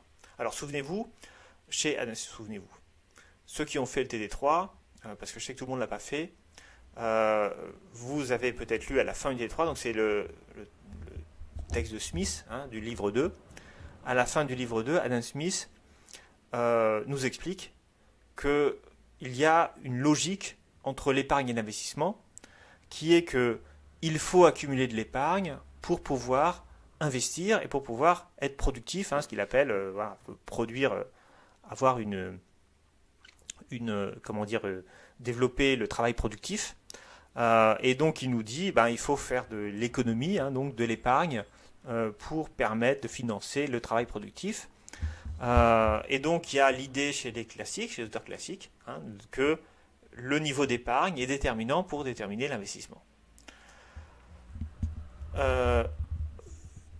Si on croit à cette logique, alors on est amené à dire que l'épargne est bonne, et qu'il faut un niveau d'épargne élevé, ou ce qui revient au même, un volume de consommation faible, pour pouvoir financer les biens d'investissement et donc permettre la croissance, puisqu'on a vu aussi que chez les classiques, et c'est toujours vrai aujourd'hui, on considère que la croissance est liée au niveau d'investissement.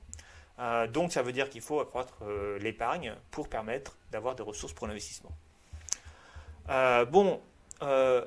Si on croit cela, on va être amené à dire qu'il faut des taux d'intérêt élevés. Parce que les taux d'intérêt rémunèrent l'épargne.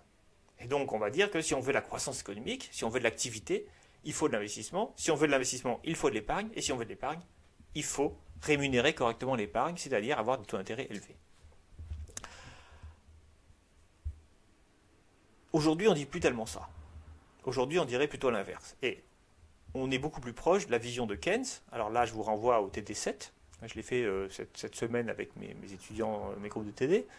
Dans le texte de Keynes, en fait, hein, du TD7, l'alternative épargner ou dépenser, Keynes nous dit à peu près l'inverse. Il nous dit qu'en période de chômage, il ne faut surtout pas trop épargner, parce que l'épargne va entraîner une baisse de la demande pour les entreprises et que cela va entraîner une dégradation de l'emploi. Et en fait, pour les keynésiens et pour en fait la plupart des économistes modernes, ce n'est pas l'épargne qui est nécessaire à l'investissement, c'est l'épargne en réalité est un résidu de la production, c'est-à-dire c'est lié aux revenus, et les revenus sont liés à l'investissement et à la production. Donc ça veut dire que du point de vue keynésien, ce qui va déterminer en priorité l'investissement, c'est la demande effective, c'est-à-dire, on va le voir dans le dernier chapitre, dans le prochain chapitre d'ailleurs, la demande anticipée par les entrepreneurs. Pourquoi? Parce que les keynésiens considèrent, et à juste titre, maintenant quasiment tous les économistes pensent comme cela, qu'il n'y a pas de limite à l'épargne. Il n'y a pas de limite au financement de l'investissement. On peut financer tout investissement qu'on souhaite, sans avoir au préalable accumulé de l'épargne. Et en fait, pourquoi on dit ça? Parce qu'on a le raisonnement que je vous ai fait montrer hier, c'est-à-dire que par la création monétaire, on peut tout financer aujourd'hui. Il n'y a pas de limite à la création monétaire. Et ça veut dire que l'épargne peut être, les dépôts, souvenez-vous, ils peuvent être créés par les crédits. Donc les banques font du crédit, ça augmente les dépôts, donc ça augmente l'épargne, et donc on peut financer tous les investissements qu'on veut. Et ça, c'est important de comprendre que il n'y a pas de limite financière à l'investissement. Ce qu'il y a comme limite à l'investissement, c'est la limite réelle. Et là aussi, c'est dit par Keynes dans le texte du TD7. Qu'est-ce que ça veut dire comme limite réelle? C'est, si vous voulez produire des biens d'investissement, il faut bien des gens pour produire des biens d'investissement. Il faut bien des travailleurs qui vont faire vos routes. Si tous les travailleurs sont employés, eh bien, vous n'allez pas pouvoir faire des routes. Ou alors, il va falloir les débaucher d'ailleurs, et donc ça sera coûteux. Coûteux non seulement en termes de salaire qu'il faudra payer, mais surtout parce que les gens qui faisaient des biens de consommation, par exemple, vont arrêter d'en faire. Et donc, forcément, vous allez avoir des possibilités d'acheter des choses plus faibles. Donc, tout ça pour dire qu'il n'y a pas de limite, a priori, il n'y a pas de limite financière à l'investissement, il y a des limites réelles. Il y a, est-ce que les entreprises veulent investir? Est-ce qu'elles ont des carnets de commandes suffisantes pour investir? Est-ce qu'on a des personnes qu'on peut employer pour produire des biens d'investissement? Mais on n'est jamais en manque d'argent en fait dans l'économie moderne, parce que dès qu'on a besoin d'argent, on peut en créer. Alors d'ailleurs, ça me permet de vous dire que c'est aussi un point de désaccord que j'ai avec, je vous ai déjà parlé donc je continue, mais c'est pas contre eux, c'est juste parce qu'il y a un certain nombre de réflexions autour de ça. Chez toutes les personnes, Alain Grandjean et Nicolas Dufresne, donc le livre Une monnaie écologique, dans laquelle ils disent que parce qu'on a beaucoup de besoins d'investissement dans l'écologie, et ce en quoi ils ont raison, il faut créer de la monnaie. Sous-entendu, avec la situation actuelle, on n'a pas assez d'argent pour financer les besoins écologiques. En réalité, ce n'est pas vrai. Je veux dire, on peut créer tout l'argent qu'on veut, à partir du moment où, bien sûr, cet argent est créé dans le cadre du système bancaire. Il n'y a aucune raison de manquer d'argent dans un système monétaire tel qu'on l'a vu au chapitre précédent. Et donc, c'est ce raisonnement-là qui fait dire aux keynésiens qu'il n'y a pas besoin d'épargner au préalable pour produire de l'investissement. Donc, c'est la relation inverse de tout à l'heure, c'est-à-dire que c'est bien l'investissement qui détermine l'épargne, avec l'idée que l'investissement détermine les revenus, la production détermine les revenus, et on l'a vu, les revenus déterminent l'épargne. Plus les revenus s'accroissent, et plus on va avoir une épargne importante. Et à la fin, de toute façon, dans une économie fermée, I égale S. I égale S dans une économie fermée, parce que, voilà, si on considère que ici, le niveau d'investissement aussi public, public et privé. Ça, c'est toujours une identité comptable qui est toujours vraie dans une économie fermée, qui bien sûr n'est plus jamais vraie dans une économie ouverte, mais qui va donner lieu à des transactions financières de pays à pays. Donc du coup, pour les keynésiens, si on veut relancer l'activité économique, qu'est-ce qu'il faut faire? Il faut une consommation forte, il faut une faible épargne, parce que c'est ça qui va entraîner la demande effective.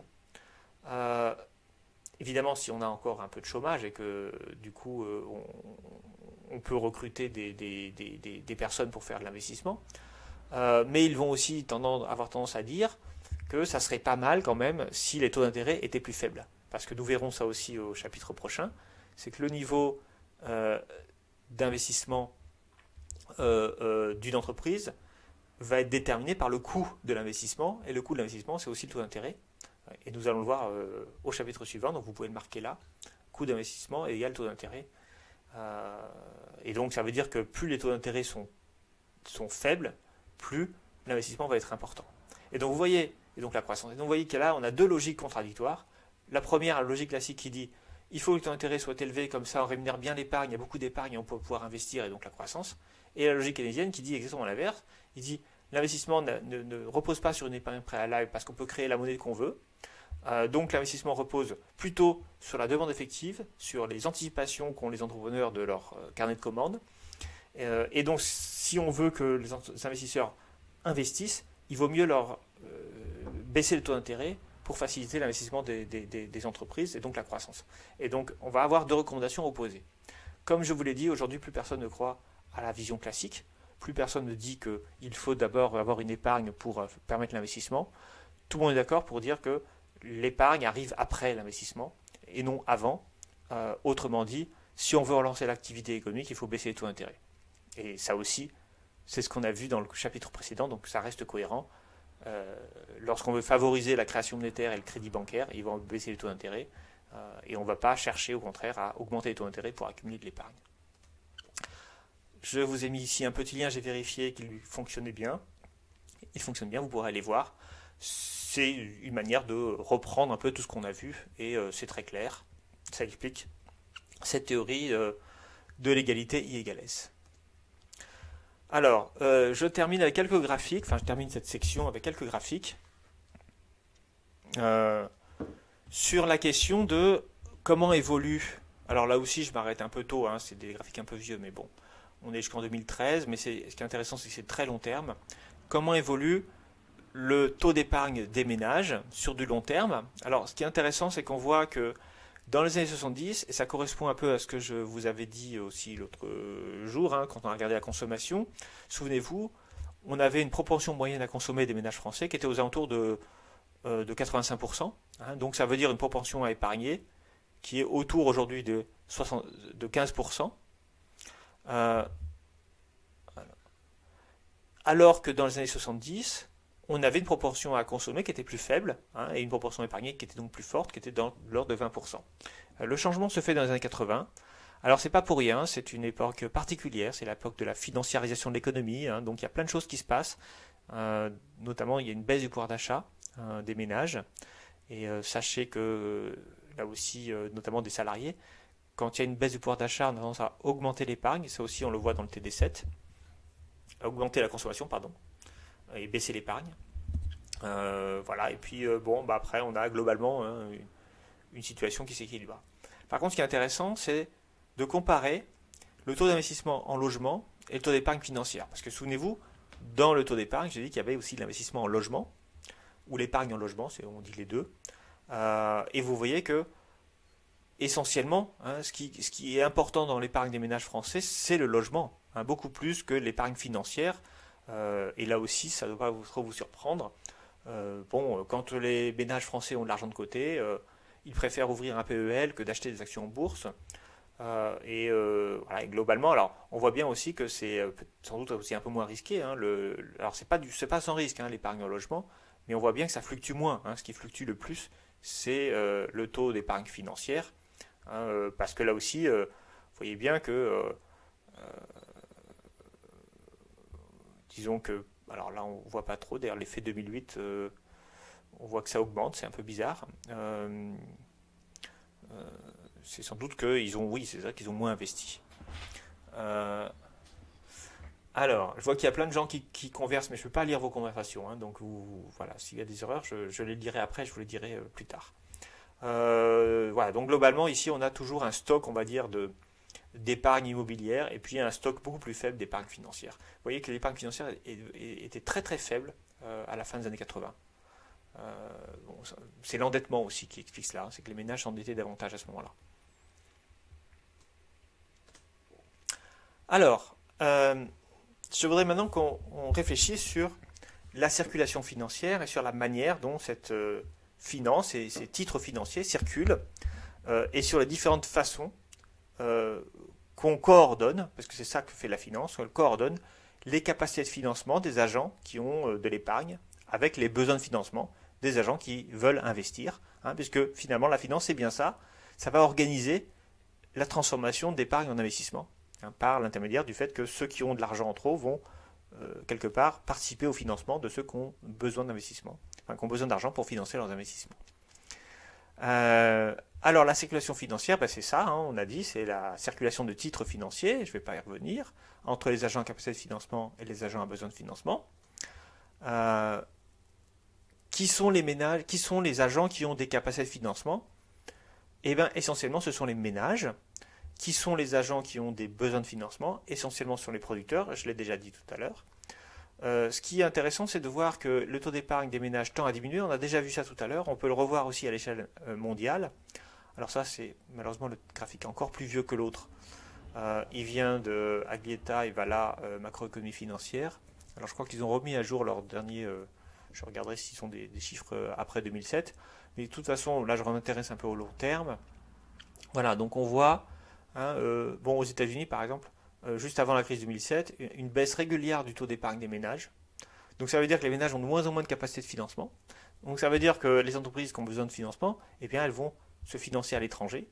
Hein, et donc là aussi, ça va expliquer pourquoi est-ce que on a un pays entier qui devient en besoin de financement, les États-Unis, parce que la source des financements normalement de l'activité économique, c'est les ménages, ils n'en ont pas. Et donc, alors donc ça va expliquer aussi la dégradation de la balance commerciale américaine, puisque s'ils ont de plus en plus des besoins de financement extérieur, forcément, ils vont avoir une balance commerciale déficitaire. Je vais vous montrer la balance commerciale, je vous l'avais dit que je le ferai tout à l'heure. Pareil pour le Japon, hein, effondrement, là aussi, de l'épargne des ménages.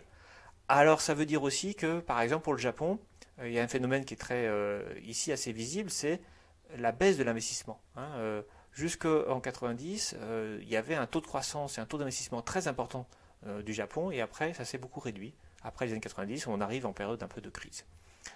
En Allemagne, le taux d'épargne ne baisse pas trop. Hein, en France, alors ici, attention, épargne brute, donc c'est pas tout à fait pareil. Hein, c'est-à-dire que donc en France, on a un taux d'épargne qui a tendance plutôt à augmenter. Alors, c'est un peu bizarre parce que c'est pas tout à fait les chiffres. Ah si, bah si, on est 90, donc c'est les chiffres, c'est ça. 12,2. Vous souvenez-vous, à la fin des années 80, on voyait les chiffres tout à l'heure, hein, on est dans les taux d'épargne très faibles. Hein. Je vous remonte. Hein. Fin des années 80, voilà, on est ici à 12, hein, effectivement, enfin on est plus faible. Alors c'est pas les mêmes, c'est pas forcément les mêmes manières de compter. Donc on retrouve ici un peu les mêmes choses, hein, 7,1. Donc c'est l'épargne nette hein, dont on regarde ici. Donc c'est pas le taux d'épargne de 15% qu'on a là, donc c'est la raison pour laquelle 12,2 c'est un peu plus faible. Italie ici on a l'épargne brute, mais ce qui m'intéresse moi c'est les trends, hein, l'évolution. Donc vous voyez ça baisse partout quasiment, sauf en France où ça commence un peu à augmenter. Alors, pourquoi je vous ai montré ce tableau? Bon, pour vous montrer que le taux d'épargne a tendance à baisser globalement dans les pays développés et que ça entraîne du fait. Alors, pourquoi est-ce que les taux pourquoi ça pose problème? Ça veut dire que quelque part, comme I égale S, si l'épargne est plus faible, le taux d'investissement globalement en moyenne va être plus faible, sauf s'il trouve des financements étrangers, mais comme on a partout dans le monde une baisse des taux d'épargne, ça veut dire que globalement le taux d'investissement est plus faible dans le monde. C'est ça qu'il faut bien comprendre, donc la croissance diminue. Et ce qu'on constate ici avec la diminution du taux d'épargne, c'est aussi quelque part, notamment dans les pays développés, parce qu'il s'agit des pays développés, c'est au fond le fait que la croissance diminue avec un taux d'investissement qui lui aussi diminue et qui n'est pas vraiment compensé par les financements extérieurs, puisque l'essentiel des pays qui ont de l'épargne se trouve ici, hein, dans ces pays développés. Alors, je vous avais dit aussi que je vous montrerai ce que je vous avais dit tout à l'heure, l'évolution de la balance commerciale américaine. Donc c'était il y a très longtemps qu'on a vu ça. C'était ce graphique. Ah non, excusez-moi, je suis un peu trop loin. Voilà, c'est ce graphique-là. Alors, regardez. Donc ici, c'est la balance commerciale américaine. Alors, ce qui m'intéresse ici, c'est cette période-là, la période des années 80. Je vous avais dit, déficit jumeau, fort déficit budgétaire de l'État américain, qui entraîne une dégradation de la balance commerciale américaine. Et puis après, on a ça, hein, mais ça c'est encore autre chose. Ça, c'est les besoins de financement de plus en plus importants des États-Unis. Donc, ils vont vendre des titres à l'étranger. Ils vont les vendre aux pays européens, pour beaucoup, en Chine aussi, et en Allemagne. Et quand il y a la crise subprime, c'est ces banques européennes qui ont acheté beaucoup de titres américains qui vont se retrouver à perdre beaucoup d'argent. Donc c'est comme ça que les Américains vont exporter leur crise des subprimes en Europe. Et puis vous voyez, hein, globalement donc une baisse du taux d'épargne des ménages. Alors jusqu'en 2017, on a le tableau tout à l'heure, qui implique forcément une dégradation de la balance commerciale américaine. Et si on avait pris les chiffres après 2007, ce que je ferais si je mets la main sur le dernier opus, la dernière édition du livre d'Aglietta et Valla, quand on regarde, alors là on est beaucoup trop loin, voilà.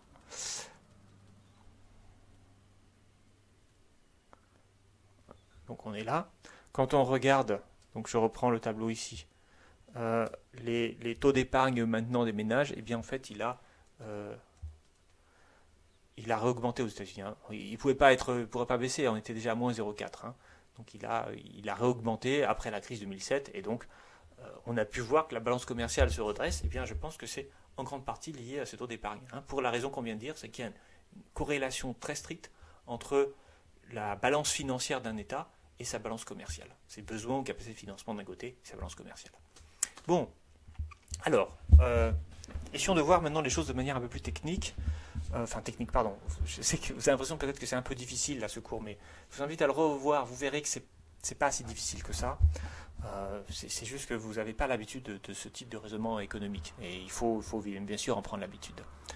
Alors, pas technique donc, mais plus concrète. Voilà, c'est ce que je voulais dire. Comment concrètement on fait pour organiser les intérêts des emprunteurs et des prêteurs.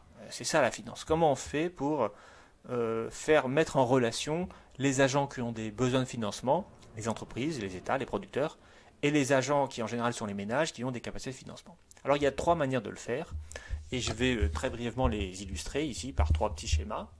La première manière, c'est ce qu'on appelle le mode de financement indirect, c'est-à-dire qu'il passe par le secteur bancaire. On appelle ça aussi le financement intermédiaire.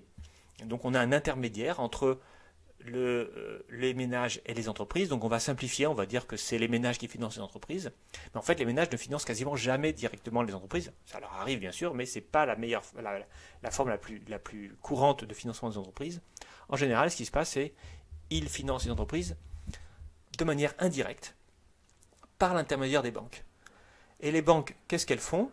Eh bien, elles font ce qu'on a vu dans le chapitre précédent.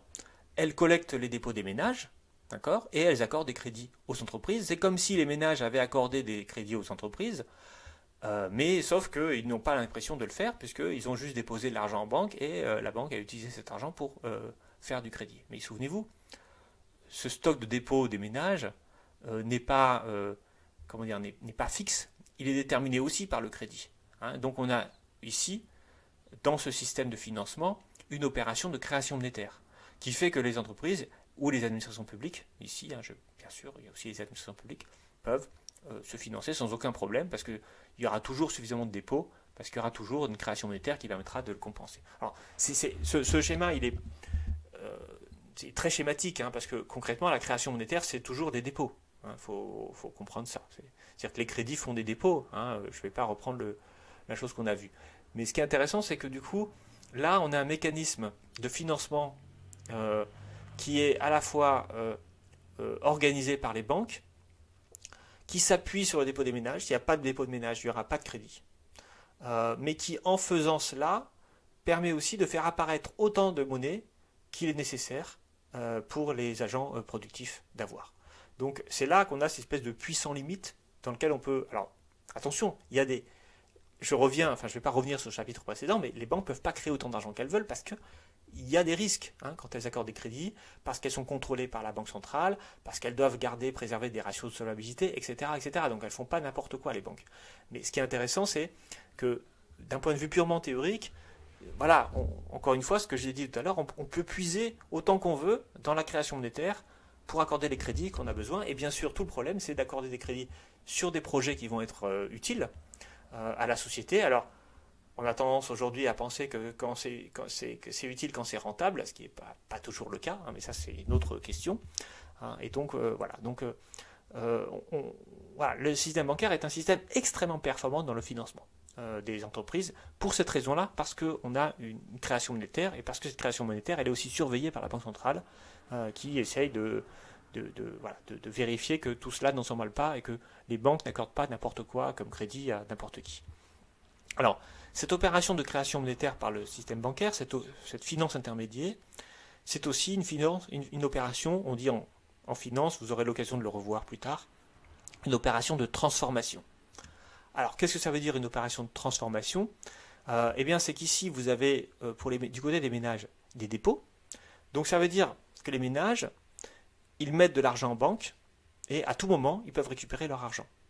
Donc, eux, ils prêtent, on va dire, à la banque, parce que déposer de l'argent sur une banque, c'est bien prêter à une banque, mais ils prêtent à très court terme, c'est-à-dire, ils peuvent récupérer leur argent comme ils veulent, avec une liquidité infinie, c'est de l'argent, ils peuvent même payer avec leur dépôt, en payant avec leur carte de crédit. Donc, ils n'ont pas l'impression d'avoir prêté quelque chose. Parce que normalement, quand on prête, on renonce à à la liquidité, on renonce à la capacité de récupérer son argent quand on veut. Or là, quand ils font un dépôt bancaire, eh bien, ils ont un prêt qui correspond à leurs besoins. Leur besoin, c'est d'avoir accès à la monnaie quand ils veulent. Et en même temps, du côté des entreprises, eh bien, la banque, par cette opération de transformation, transforme ce dépôt liquide à vue que les ménages peuvent récupérer quand ils veulent, en un crédit accordé à des entreprises qui est tout l'inverse du dépôt. C'est-à-dire que ce crédit, lui, il est à long terme. La banque ne va pas demander à l'entreprise de lui rembourser avant l'échéance. Donc, il sécurise l'entreprise, parce que moi, quand j'emprunte sur 5 ans, j'ai pas envie que dans 2 mois, on me dise « Ah, mais ça serait bien que tu me rembourses », parce que c'est 5 ans, c'est 5 ans. Et donc, ce crédit-là satisfait les besoins des entreprises de la même façon que le dépôt à vue satisfait les besoins des ménages qui, eux, ont besoin d'avoir récupéré leur argent à tout moment. Donc, cette opération de transformation du crédit, eh bien, c'est ce que fait une banque. Et c'est en ça qu'elle est utile. Alors, bien sûr, elle ne fait pas ça gratuitement. Les dépôts des ménages n'engendrent aucun intérêt. Ils ne rémunèrent pas, la banque ne rémunère pas les dépôts des ménages. Alors, ça peut arriver dans certaines économies, mais pas en France en tout cas. Et par contre, le crédit accordé aux entreprises, lui, il est rémunéré. Donc, quelque part, cette opération de transformation, c'est aussi une opération qui permet à la banque d'être rentable et de gagner de l'argent.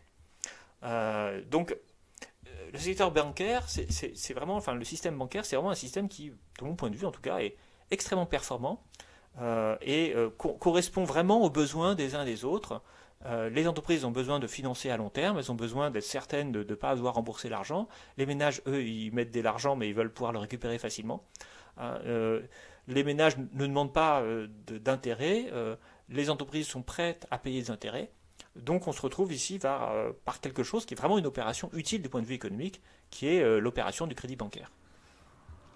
Mais il y a d'autres systèmes de financement, et je voudrais donc un peu les voir, et puis ensuite on arrêtera le cours, puisqu'il va bientôt être l'heure.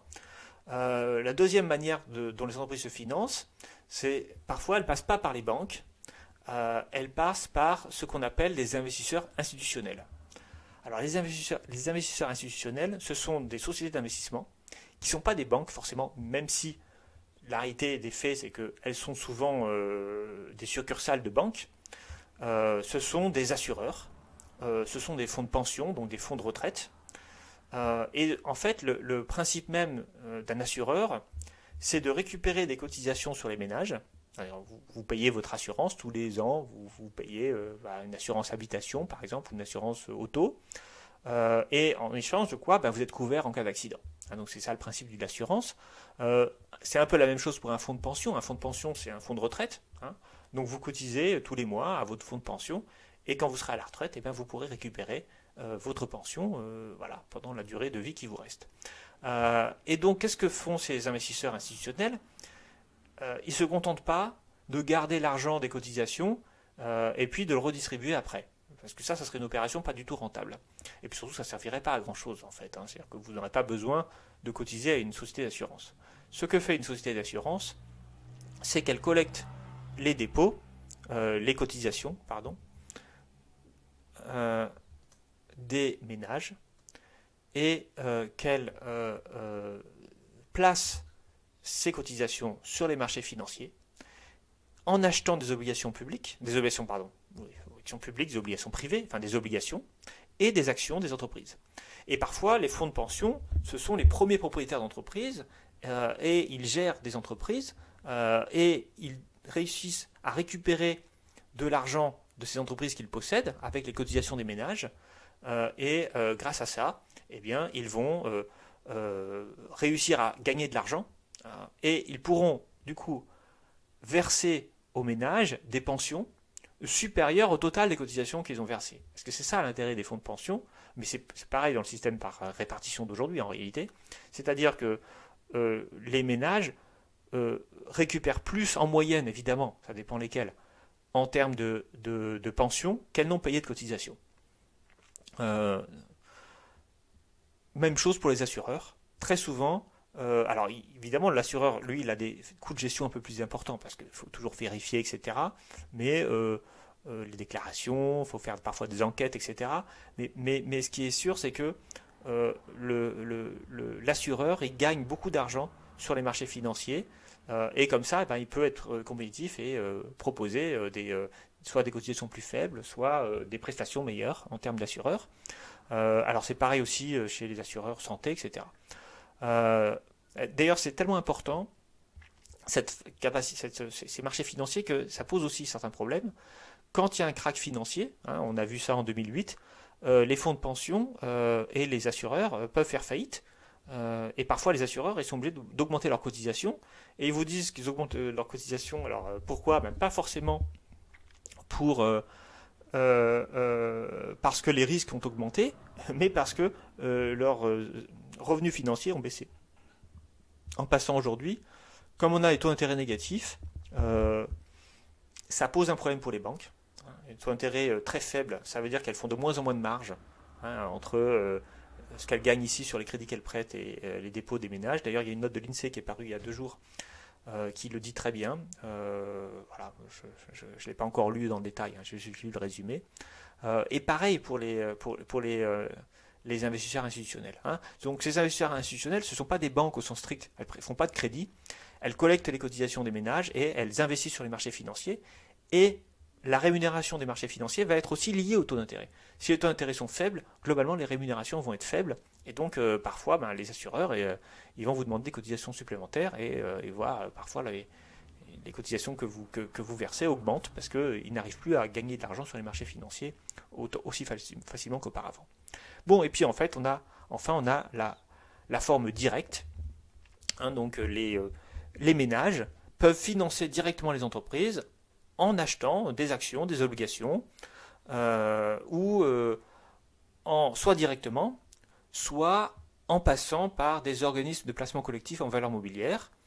Alors, c'est-à-dire qui vont en fait créer un fonds où ils vont se cotiser. J'en parlerai la semaine prochaine parce que c'est un peu long à vous expliquer, mais en gros, vous pouvez soit acheter des actions directement, vous achetez une action totale, vous allez sur Boursorama, pas faire de pub ou n'importe quel site où vous allez voir votre banquier, vous dites voilà. Parce qu'en fait, pour acheter des actions, il faut qu'on passe par un courtier.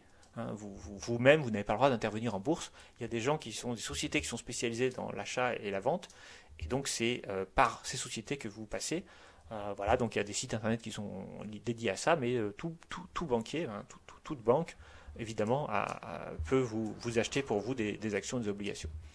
D'ailleurs, ils ont tous des sites dédiés à ce genre de choses. Donc ça, vous pouvez acheter vous-même. Mais on va voir la semaine prochaine que c'est parfois beaucoup plus intéressant, non pas d'acheter soi-même, mais de confier son argent à un gestionnaire qui va acheter pour vous. Alors, c'est peut-être plus intéressant au niveau financier, et je vais expliquer pourquoi ça peut l'être. En même temps, c'est beaucoup moins amusant, parce que vous ne maîtrisez pas les actions qui sont achetées, les titres qui sont achetés, c'est quelqu'un qui fait tout ça pour vous. C'est ce qu'on appelle un trader. Les traders, c'est ça qu'ils font, ils gèrent l'argent des autres, et ils placent cet argent. Bon, alors, il est bientôt moins 10, et j'avais dit que j'arrêtais à moins 10. Puis vous avez peut-être cours après, et de toute façon, j'ai pas fait de pause. Mais je vais d'abord regarder vite fait les questions que vous m'avez posées, parce que je crois qu'il y a des questions qui étaient intéressantes. Alors, et si on disait que ce sont les dépôts et les crédits qui permettent de multiplier la création monétaire? C'est ça que j'ai dit en fait. La création monétaire, c'est l'opération crédit-dépôt. Pour un équilibre économique, il faut ni investir plus, ni épargner de trop, il faut un écart entre les deux. Non, c'est pas du tout ce que dit Keynes. Il dit pas que il faut pas trop investir, ni pas trop épargner. Il dit, Keynes, que quels que soient les montants que vous choisissez de faire, il y aura toujours I égale S à la fin. C'est ça qu'il faut bien comprendre. C'est pas I égale S ne veut pas dire il faut pas dire que l'un dépend de l'autre. C'est que les deux sont profondément identiques. Donc c'est les deux faces de la même chose. Donc ça veut dire que si S est important, vous allez avoir un I qui est important, en économie fermée bien sûr. En économie ouverte, les choses sont un peu différentes. L'épargne dépend de l'investissement, effectivement. Et voilà, donc on peut dire qu'il y a un lien entre les deux. Bon, alors je vois que vous êtes beaucoup discuté sur ces questions-là. C'est très bien, je vous laisse réfléchir à tout ça. C'est exactement les questions qu'on se pose en fait, nous, en tant qu'économistes. Est-ce qu'on souscrit... Ah bah voilà. Quand on souscrit à une assurance vie, Oui, alors les assurances vie sont des fonds des fonds communs de placement, hein. Donc voilà, donc c'est des formes directes, mais on verra ça la semaine prochaine. Voilà, il est -10, ça vous laisse un peu de temps si vous avez cours après. Et moi aussi, j'ai cours après, donc je vais arrêter là. Voilà, vous retrouverez ce cours sur YouTube comme d'habitude, hein, dès que j'aurai terminé voilà, enfin, j'ai deux, trois petites choses à faire pour que ça fonctionne. À la semaine prochaine.